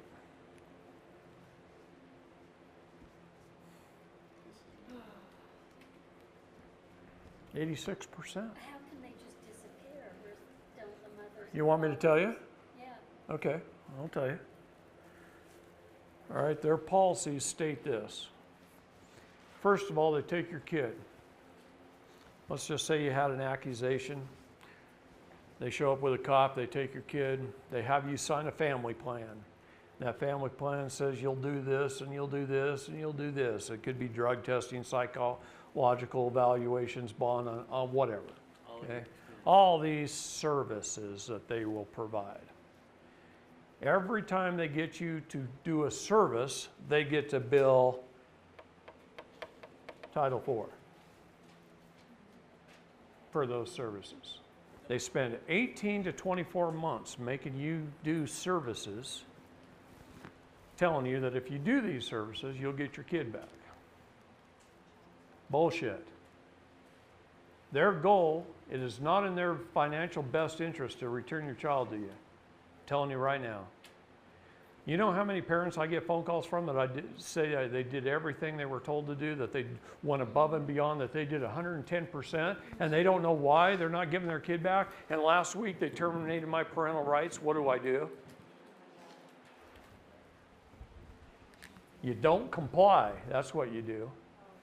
They terminate your parental rights, and then they move that child through the guardian ad litem. Usually there's one, and I hate to say this, but there's one pretty female attorney in her late 40s. I don't know why this is, but I've investigated child and sex trafficking for many years. All over this country, I can name names of pretty female attorneys in their 40s who are like the priestess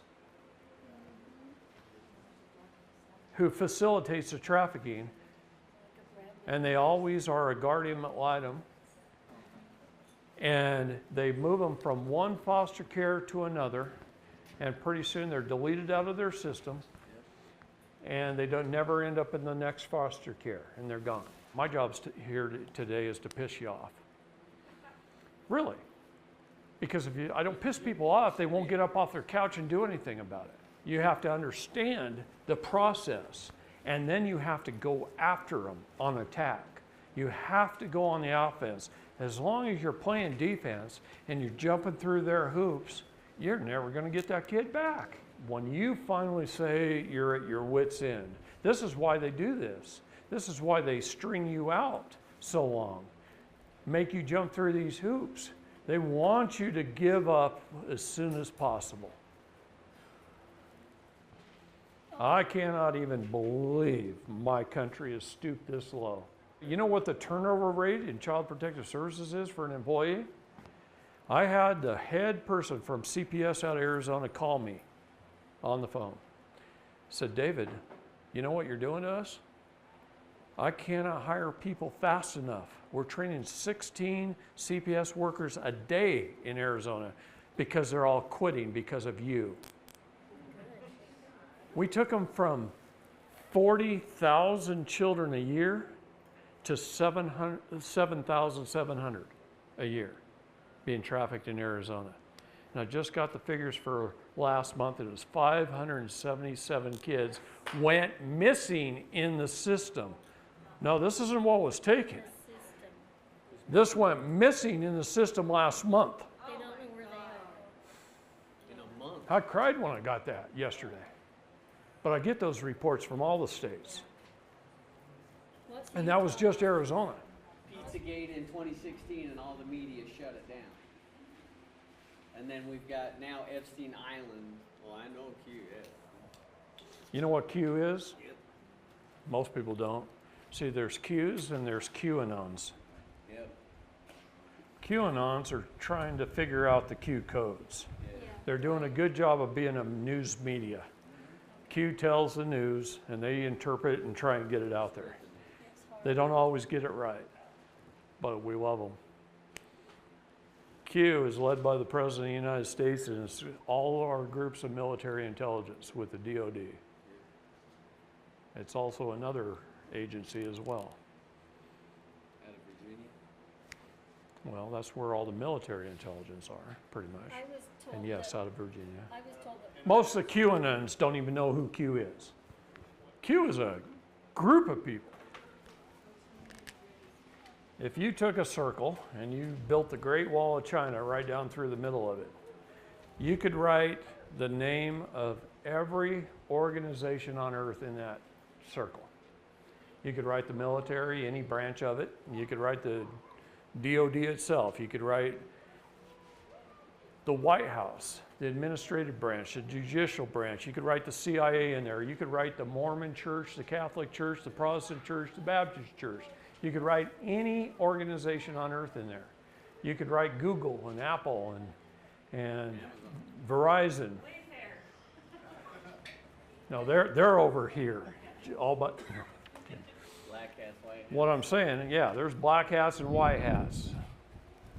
There's good and bad. There's Within righteousness and evil. Okay? All right. Now, in saying that, in this whole child trafficking stuff, I was turning in evidence to General Valley and Milley and others. I work with Special Operations Command. I work with Coronado. And turning in this evidence. And then wow, some stuff I'm turning in gets dealt with. And some stuff is like I threw it into a trash can or into the black hole. So we had to figure out which side of the fence they were on. Am I handing the information to the bad guys? Yeah, I was for a while. Some of it was getting handed to the bad guys. Because sometimes when you walk through the door, you don't always know who's going to come see you. Now we're more careful about that. You can't serve two masters. What is legal is not lawful. And they represent what's legal. That's unjust. It's unrighteous. It's the undoing of God's laws. How can they serve two masters? How can they undo God's laws and propose to follow God's laws? They can't do both. William Barr wants to tear up his bar card. William Barr wants to bring down the bar. He wants to get back to the rule of law. That's what he wants. Okay? He wants to be the one to bring the bar down. I hope he does it. And I hope he does it soon. Because literally, that's who we, the people, have been at war with for a long time because of Justin's story. They control everything, every corporation. They control it all. Every form you fill out. Implicates you more. This is why I don't like government forms. I try not to fill out any government forms. Sometimes I'll take the government forms off the court's website and I'll make them into my own, and I'll take out all the boxes and all the lines and I'll just make it into my own. And then I submit it, and guess what? They take it. But attorneys write things to remove the liability from whoever they're writing it for and place it upon whoever's signing it. Okay? Now, that's the main reason they don't bring Child Protective Services down. It is a huge income producer. $3.3 million per child, 800,000 children a year. That's just the ones that are trafficked. Everything evil mirrors everything that's righteousness. Yes. So whatever they're committing, the evil, or doing, they try and mirror that back upon the innocent. Yes. So it's not them, it's you doing it. And then they look I know like of they're the right I know of 2 police officers right here in Utah that are sitting in jail for molesting their own children, and they didn't molest their children. I guarantee they are innocent and didn't do it. But because they ran into a satanic cult and they started to bringing it out and turning it in to the wrong people, they got charged. And they're in jail right now. And they were just young cops who didn't know any better. All they did when the time they were little was wanted to grow up and serve and protect the people. And then they got into it and found out how evil it truly was. And then they started speaking out about it. And then they were persecuted. They persecute the righteous. And that's, Let's look at some current events. Look at Beirut, Lebanon. Right. I call that. Okay. What happened there? Does anybody know exactly what happened there? In Lebanon, in Beirut. A bomb. Yeah, it was a targeted attack with advanced technology that we're not supposed to have yet. No, it wasn't. Okay, tell us. But you're close. So I knew something. Okay. People think, what did they report? What did the news report? Fireworks. Yeah. Fireworks plant caught on fire too close to a fertilizer storage plant. Well, no, they had 2,700 tons of ammonium nitrate. Okay. in this- All right. That's what they claim. Yeah. Okay. The bullshit meter's really deep on that one. Yeah. What happened is, what happened is this. Really well, I said it was targeted attack. There was tunnels under that sucker.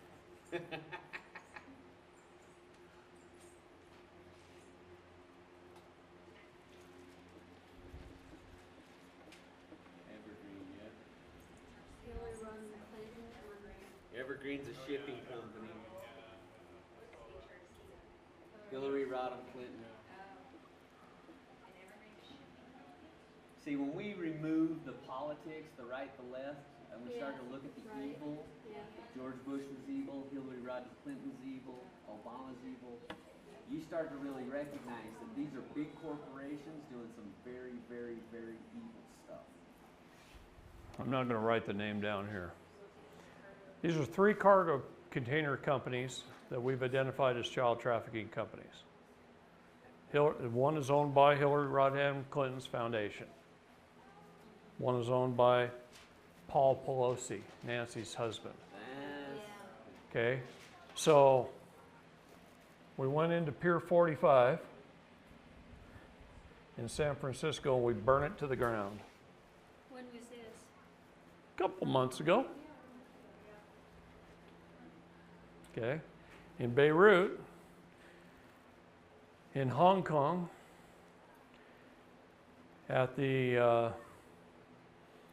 fires in Brussels at the World Trade Center, several other big major fires that have happened in the last couple of weeks. We've been taking out evergreen all over the world. nice. So what In is Beirut, What is Evergreen? It's just like a big if cargo you imagine container a big company, big ship shipping that carries containers. big shipping Okay. containers. Okay, we've been taking evergreen out all over the world. So in Beirut, since we train Mossad, Israeli military industries, we sent them into the tunnels to rescue all the children under about 2.5 square block area. They even had an underground hospital, underground dormitory, underground everything. Lots of children under there. And we sent them in, and they came out, and they lit the place on fire, and that's why you saw smoke long before the missiles hit. It was on fire. It's pretty hard to burn down concrete and steel. It's real hard to burn it. So anyway, they spread some stuff around in there, and they lit it on fire to cause a smoke screen, because if you remember how that sat, you had that kind of island, and you had 3 buildings like this, and then you had a big glass building like this, and most of town is over here. This building was designed to stop the blast, right? What's that? Are they silos? Grain silos? No, these are concrete They're structures. structures, okay? They're filled with evergreen shipping containers, and underneath is child trafficking tunnels all over underneath. I do that. They'll lead clear into the city, mainly led into this building, so the trucks can back up over here and pick them up. Okay? So they went in there, they rescued the kids, they set the building on fire, And then and then our military estimates engineering. Depending on the width of the concrete wall, how much steel reinforcement rebar they think is inside the wall, how many shipping containers around the outside of the wall, they try and estimate what size bomb to throw in there to take that out. They don't care if this building hits, they're trafficking them out of that building too. So they didn't care if that one blew up either. But this is what they were after. So they estimated what size bomb. And they happened to, in this case, use a Moab. A mother of all bombs. and it boom. Well, in between the time intelligence went in and located the kids and planned the mission, and the mission took place, some containers had been moved. A couple other things they underestimated is the construction quality of those buildings.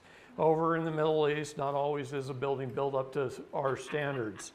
So it had a little less rebar, a little wider spaced, a little more porous concrete. And so when that bomb went in, it blew a little bit harder than they expected it to. Nevertheless, it did its job, and it left a crater that opened up the tunnels, and then people could, the news media could look down in there and go, there's a whole bunch of tunnels. Now they crawl under the tunnels, they find the dormitories, they find the medical facilities, they find all this stuff, and they'll know exactly why. So the object of the game is this. It's to not only destroy it, but it's to expose it, right? But the news isn't exposing it.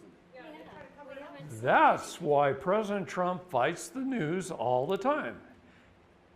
Does not a single day go by that he isn't calling them fake news?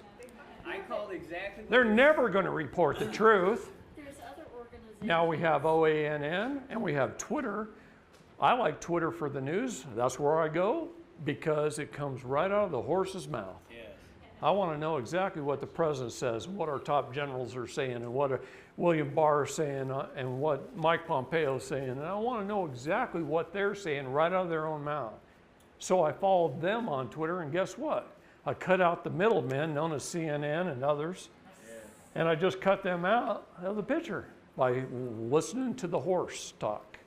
This is the United States of America, believe it or not. No, I have no idea how to draw. But it doesn't matter. What I'm going to tell you is this.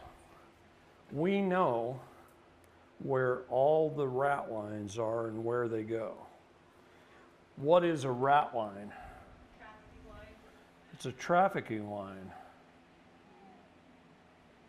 What is it, a rat? Rat. This one actually Mouse, splits. rat. A rat line.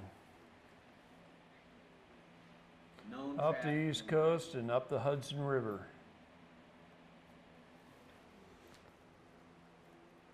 There's actually 5 main trafficking lines.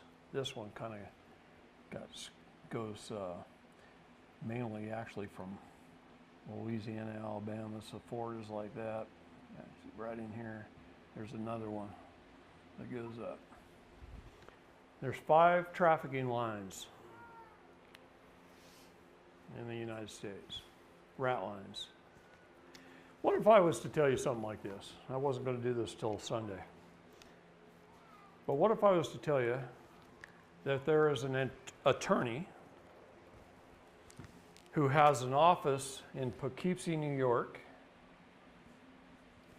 and an office in Bellevue, Washington. Same attorney. And he's partnered with an attorney out of Bellevue and an attorney out of here. And what if I told you that out of this office, he created over 100 corporations to traffic children? I'm talking about entertainment companies that take pictures, lodging companies, short and long distance trucking companies, even an airline that's stationed at Boeing Field, offering companies. You have to have all elements of trafficking. So you have to have transportation, logistics, offerings, okay? 5x5 entertainment, Wild Child Entertainment. Corporations like that, he's set up. What if I told you he set them up under mostly aliases names, but we have the real names too?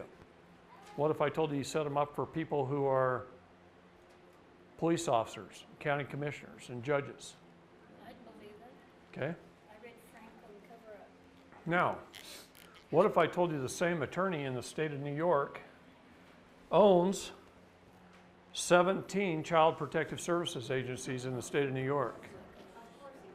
And he also owns 17 family courts. He owns the Spafford Center, which traffics children to Jerusalem and the United Kingdom. What if I told you I had pictures of 2 American boys with a Hezbollah boy over in Jerusalem carrying AK-47s, and one's 7 and one's 11. And I know where family they came from here in America.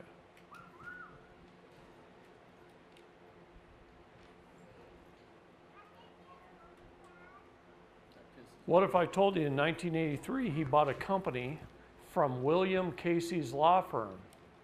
The DOD guy is going to start scribbling here when I mention names. I'm serious. William Casey. Who was William Casey? He was the head of the OSS before it became the CIA. He was our first CIA director, and then he ran the SEC. Securities and Exchange Commission? Yes. And helped They're stacked deep. helped set up our whole birth certificate fraud thing. He also started the Spafford Center under a different name back in the 30s. And he died in 1975, and in 1983, this attorney bought it from Casey's law firm. It's a corporation sole. Does anybody know what a corporation sole is? No, what's that? It's a corporation that started so old that is grandfathered into under all laws. It's a powerful corporation, a corporation sole. It was owned by William Casey. Wasn't Casey murdered? Or no? I wish he was. Anyway, and he can take children out of New York City or any other county that he has one of his 17 agencies. He can show up at your house with a cop, kick in your door. His CPS agents take a kid, jump you through a bunch of parental hoops, terminate your parental rights through his own judges and his own guardian ad litems and his own, and he's licensed by the state to do business. He's protected under the commerce laws. He's sanctioned by the state. When you run his name of his family services companies on Google, they come up higher than the actual state of New York's family services in the search engines. Because it's paying to have that. So if you're going to turn somebody into CPS and you Google it, good chance you're turning into a guy who set up hundreds of pedophile companies. Because they do protect each other. Now, what do you think about that? Makes you want to stop being a teacher and grab a firearm and go start killing heads, right? This is how I feel about it, because I keep gathering the evidence, keep turning in. What if I told you I tie that man in as the head of the tree, and evidence branching off him is what put Weinstein and Epstein in jail? They're just small peas in the pot. They're just billionaires. See, it's easy to take down the bottom level. We're advanced anyway, we all know this stuff. That's prolific.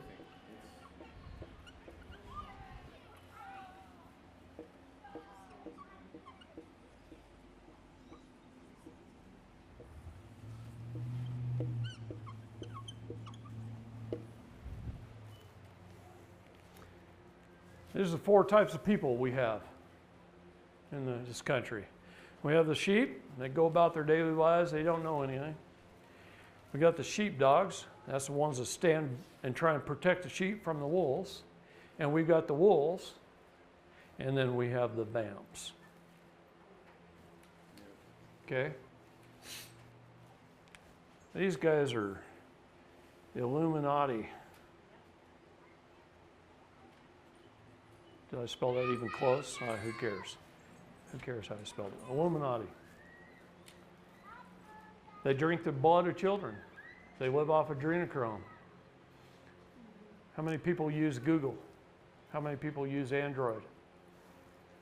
You know you support child trafficking? No. What is Google's operating system? It's Adreno. What is their search engine? Chrome. How about Verizon? Who has Verizon? Moloch. Verizon worships the god of Moloch. I just found that out a week ago. Big corporations that we're all supporting innocently, and you're supporting child trafficking. They fund it. They create foundations to pay the wolves to traffic the children. These guys are more numerous than you think. Many, many, many of them. Military corporate Hollywood. Bigger than Hollywood. It's bigger than that. I've heard that they've got armies Oh yeah, ready to, protectorates. and armies ready to. What if I told you most of them pose as if they're helping the children? Yeah. What if I told you some of them were UNICEF? Yeah. What if I told you they were a lot of ex-military groups with special arrest powers working under, say, Veterans for Children, So that's what I heard just recently. and they're protecting the Illuminati and the vampires? Just recently I'd read that they've got all these Hmm. ex-military. And what if I told you that they put a price on the head of people like Tim Holmseth and me and others? Yes. Many, many, many vamps. But here's the group I want to talk about right now. These are county commissioners and mayors and attorneys and judges, police officers, SWAT team leaders. They're in our communities every day. And they're running legal businesses on the side. What if I tell you I know a SWAT team leader in California who, when he was in the United States Army stationed in Washington, that the attorney that I was telling you about formed 3 corporations just for him under an alias name. 3 corporations while he was in the Army. After he left the Army and he became a police officer and he graduated his way up to SWAT, and he's a SWAT team leader for 2 counties. He's won 2 awards in the state of California for the #1 in surveillance in the state of California. And he's protected by everybody. But he also protects everybody. What if I told you in the state of California in 41 counties, the sheriff is also the coroner? Ew. And what if I told you he's also in the Masonic Lodge? And sometimes the sheriff's office, the Masonic Lodge, and the coroner's office is all in the same building. Look at Placerville, look at Auburn. There's two cities right there. They're in the same building. So he could shoot you, write the report, cremate your body, bury it, cover it up, and he can do it on the behalf of a judge who told him to. So I got a question. It's a perfect storm. There's nobody to answer to. But remember, you can draw any circle, build the Great Wall of China in it. You can write a name of an organization in it. Yes. I don't care if it's the Masons, the Shriners, or what it is. Okay? And half of them have no idea what's going on, and they're a good, honest, righteous people. A lot of builders are Masons. Okay? But until they reach those upper levels, it's like this. On the back of a $1 bill, you'll see this symbol. This is the Pindar. This is the Council of the 13. This is the Council of 300. You can write the name of every organization on earth, and when it hits this level and it goes up into here, it's controlled. This is all controlled by the Illuminati, by the Pindar, ultimately by the Pindar. You have to understand these things, Yes. how they work, so that you're not blaming every Mason. You're not blaming every one in every organization. It's like when I was turning in the evidence. I was turning in, and sometimes I'd get one person, sometimes I'd get another, and I found out one's righteous and one's evil. You find that out over time. It's been bothering me ever since. So, anyway, the wolves. The wolves are the ones that set up legal corporations to traffic children. And they're protected by the state. Anybody can bait a pedophile. I mean, you can get an 18-year-old girl that looks like she's 12 and set her up in a little house out in the country somewhere with great military fanfare. After a pedophile shows up, come in and arrest the guy. Anybody can, that's called baiting. You can bait them and they'll show up. And you can take them down, and you can do it on high definition camera, good camera equipment, and you can put that on the air, and you can raise a tremendous amount of money off that video, and you can use it pretending you're doing good work for children. And he might have just been one of the ones you wanted to take out. Because this is what happens. Now you got these legal corporations, lawyers, judges, family courts, CPS, you got trucking companies, airlines.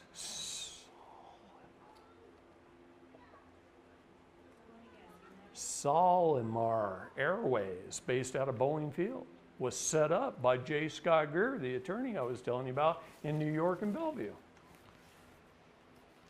A legal airline, but it flies cargo. Evergreen, a legal corporation. The state can't interfere in commerce. Title 15, it protects them just as well as it was. I was telling you how to protect yourself. Yeah. So the You think I learned this just by... The state can't step in and do anything about it. No. No, they set up legal corporations to do this. And they do it under an alias name. So let's just say they set up a short distance trucking company, and you see a bunch of these little 20-foot trucks with the roll-up doors, right? For local, right? Usually they always have an anesthesiologist or a dentist or a veterinarian or somebody who can drug the kids so that it's quiet in the back of the truck. But let's say they didn't give them enough drugs and the kids are yelling and screaming. They come up to a stoplight next to a cop car. And the cop car hears all the screaming kids from the back of this truck. He pulls the truck over. Well, what the attorney did is he goes in and he sets up 4 or 5 of those companies. And they do something like this: JRE1, JRE2, JRE5, JRE7, JRE9. And they set up all these trucking companies. But they only use one at a time. So a truck gets caught. Then it switches to the next one. The driver's the fall guy. He goes to jail. They just changed the magnetic sign on the door to JRE2. Does the driver even know? Sometimes not, if they drugged him well enough. A lot of times the driver's sitting in their truck, the car goes low in the back, they hit the side of the car, go ahead, take it to this location. But he becomes a patsy when the cop stops him. And he goes to jail having a couple of kids in the back. And they just do it again, and do it again, and do it again. And then their long distance trucking company is based out of Missouri, operates on all coasts. Different, yeah. Whole different company. They set up logistics companies, and some lady sitting at a desk lining up the loads.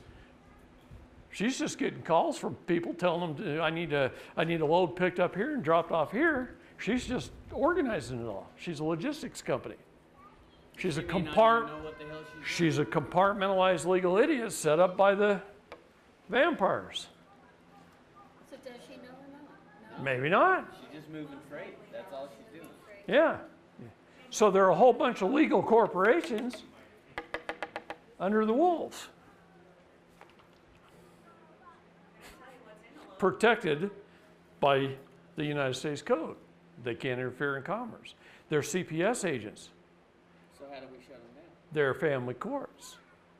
How do you shut them down? You have to prove all elements of child trafficking. This is why I love our president right here.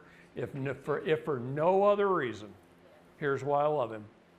He made child and sex trafficking an international crime, so it falls under the UCMJ instead of the DOJ.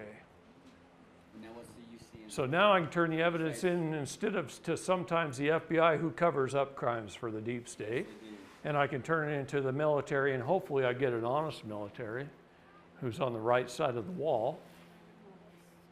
And then we can pick them up at 2 a.m. We can put them on a C-136 or a C-5 and fly them south. Hope they enjoy the heat for the short period of time they're going to be there. What if I was to tell you that one of the companies in Washington that attorney set up is a medical coding research company? What if I told you Obamacare was set up for one reason and one reason only, and that's to traffic children? Obamacare. It's the only reason it was set up. What if I told you that they invested so much money, they built 3 supercomputers in the university in Austin, Texas, that a mother can go to her gynecologist, find out that she's pregnant, and the moment he puts in the code, the child traffickers are following that mother, their pregnancy. They know whether she's going to get an abortion, whether she has a live birth. They follow the kid through the first few years of school. They know if it's got blonde hair, blue eyes, or red hair, green eyes, or whatever. And what if they got blood type, DNA, all your medical records? So Obamacare coding system removed doctor-patient confidentiality from the United States and the world. Don't think it just happened here. It happened all over the world in every United Nations country when that was passed. We started it. So it's a 5-digit coding system with over 80,000 codes. We call it medical kidnapping in this country. I have parents that have walked into Phoenix Children's Hospital, and they can be up there talking to their doctor. Their doctor writes stuff down in his notes. He hands it to the medical coding expert in his office. She takes it, she puts it in the computer. CPS and the Superior Court of Arizona leases space in the basement of the hospital. A red flag pops up on the CPS agent's computer down there. She has every medical record, the home address, the parent's name, everything. She can cut, paste, put it on her documents, an order to remove, walk it next door to the judge, have him sign it, get in the elevator, be upstairs within 5 minutes taking the child. On what ground? Whatever they want to think Whatever up. medical. Yeah, I heard they lease space in every hospital. they do. What? Every hospital. Yeah, every hospital. The has courts CPS. and CPS, every major hospital in the United States, they lease space. But let me tell you something. I'll tell you what they've told me. They told me all the evidence that we've turned in the last 3 years, it could take the military as long as 10 years just to take care of it. There's not enough people to even take care of it. What if there were? Sweetheart, I'm going to tell you there is. And we have a lot of help right now. And we haven't had that help for that long. And I don't really want to talk too much about it, except one-on-one in private maybe. I'll show you some things. Okay? But we have a lot of help right now. I always knew there was good and evil. I always knew that when people rise into a position of power, a lot of times they get very corrupted and they start committing the 7 deadly sins, and then Satan takes over. But what I didn't know until maybe 5 or 10 years ago is that the whole world revolves around child and human trafficking. Think about what I told you about our birth certificates. We're being bought and sold legally to fund governments all over the world. This is why they can afford to be so bloated, to have agencies. They're only supposed to provide us with 19 essential governmental services and no more. They're providing us with 6,000 and forcing us at gunpoint to pay for it. But they're also using our trafficked selves, our trusts, to fund that. Here's one thing about good and evil, both. They both have to disclose ahead of time. That's the universal nature of law. They have to disclose it. And it's been disclosed for a long time. But we just never noticed. We don't pay attention. That's right. That we didn't know what to No. look for. Plus, it's like a puzzle. Okay? Yeah. They throw away the box top, Yeah. and then they put one piece here and Yeah. one piece here and one piece. And you got to figure out, well, gather up all the pieces, figure out what is a piece, gather up the pieces, and then you got to put it together to see the picture. All right, here's what's happening in China right now. I've been to China 3 times in the last 5 years, 6 years. I've traveled all over China by train, many of the major cities. They're some of the most wonderful people on the face of the planet. They love their families. They think it's a sin for their elderly to die in the hospital. They take care of their kids. They take care of their families. They use the spaces in between the freeways to grow gardens and farm pigs. They barter, they trade, they do many, many things right. And then you've got about 1 million people in the Chinese government who are communists and control a great deal of the money and all the military might. And this 1 million people are communists. There's about 500,000 Muslims, and then you've got all the rest of the people who stood up and declared the fact that they wanted to join the sovereign government of Mongolia. And so the Chinese government used their weather manipulation weapons, and they've been raining down on China and flooding China and all their buildings. They live up here, and this is commercial. So they're flooding out all their commercial. So the people are starving. Their restaurants are flooded. Their grocery stores are flooded. All their supplies, their toilet paper is non-existent. They're flooding all the cities with rain and storms. The ones that can't flood, they create lightning. Lightning's so powerful it splits buildings in half. That ain't natural. They're using all kinds of weather manipulation to genocide the people of China who are trying to gain their sovereignty. Most people don't. It's easy to manipulate the weather. How about sending this What if I told you off the coast of California, about 150 miles out, there's 5 shipping container ships. These ships are gigantic. 5 of them, tied end to end. And they have great big turbo fans on them, about 15 feet and 20 feet in diameter. And they're aimed at our jet stream. And they can turn all those fans on and they can manipulate our jet stream and move it up. They can shove it up into Canada in the wintertime so it brings ice cold to the northeast and the Great Lakes. They want heat. They can shove the jet stream down so it warms up over California and Arizona, and then it moves back up naturally and it cooks and causes tornadoes through Texas and Oklahoma and Tennessee, which creates hurricanes in the Gulf and Florida, Haiti. They can move the jet stream wherever they want. Deep state. Yeah. Yeah. Why aren't we torpedoing those boats, sinking them? Because they're private for-profit corporations protected by the state. We can't interfere in commerce, we can only regulate it. Has to be. I mean, be as dirty as they are. It's going to be up to us.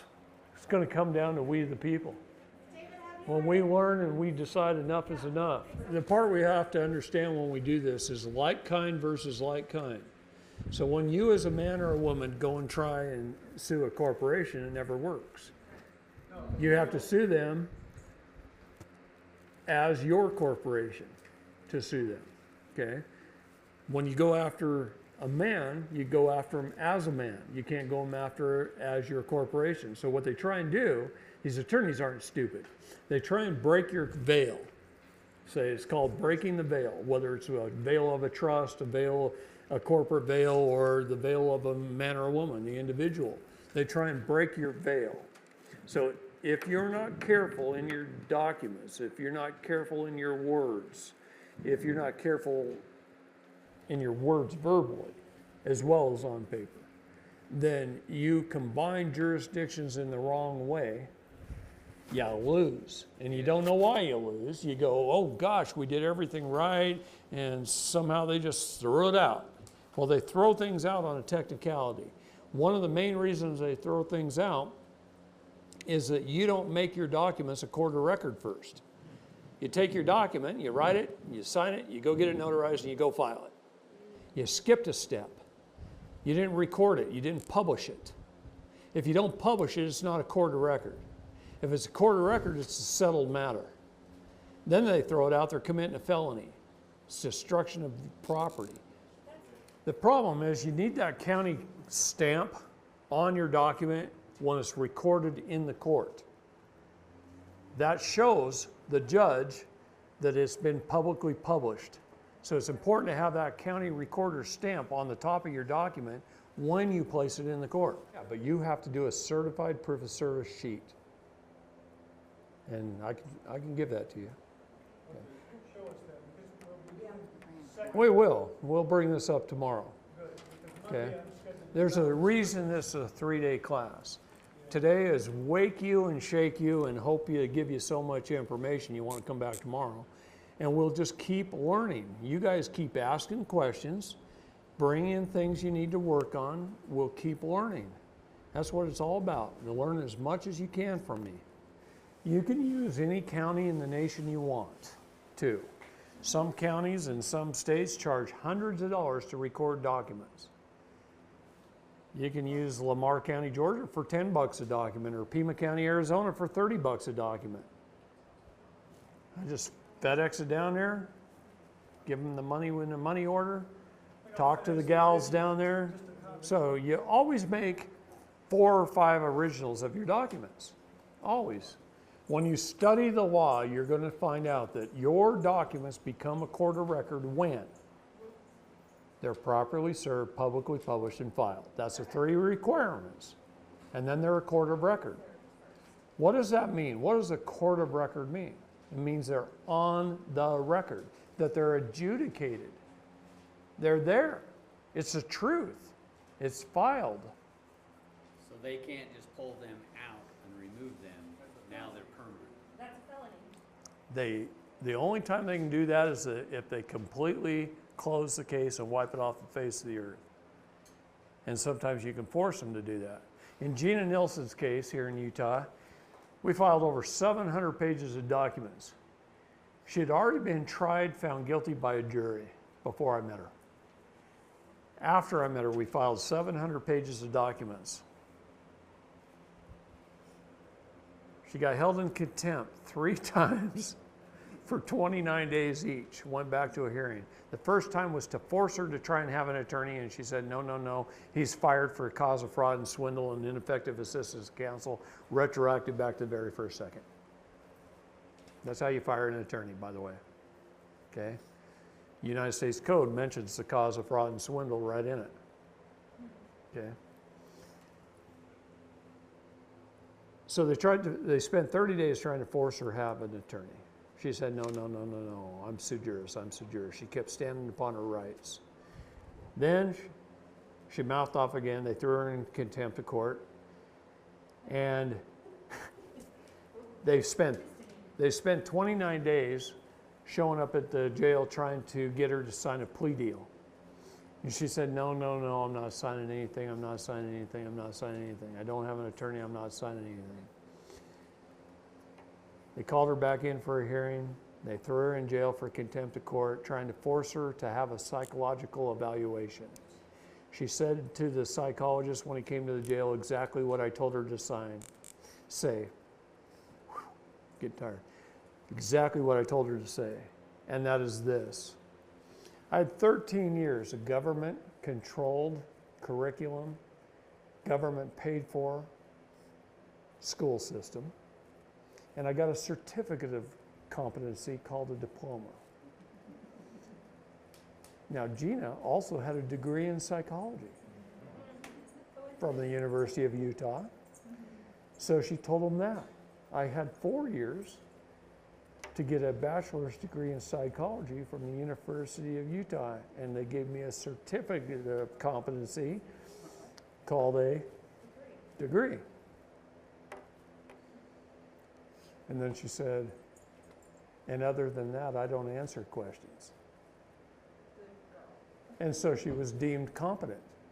And if you're competent and you don't have an attorney to sign on your behalf, and you don't sign on your behalf by taking a plea deal, guess what? They don't have enough signatures to put you in jail. So she walked out of the courtroom and went home.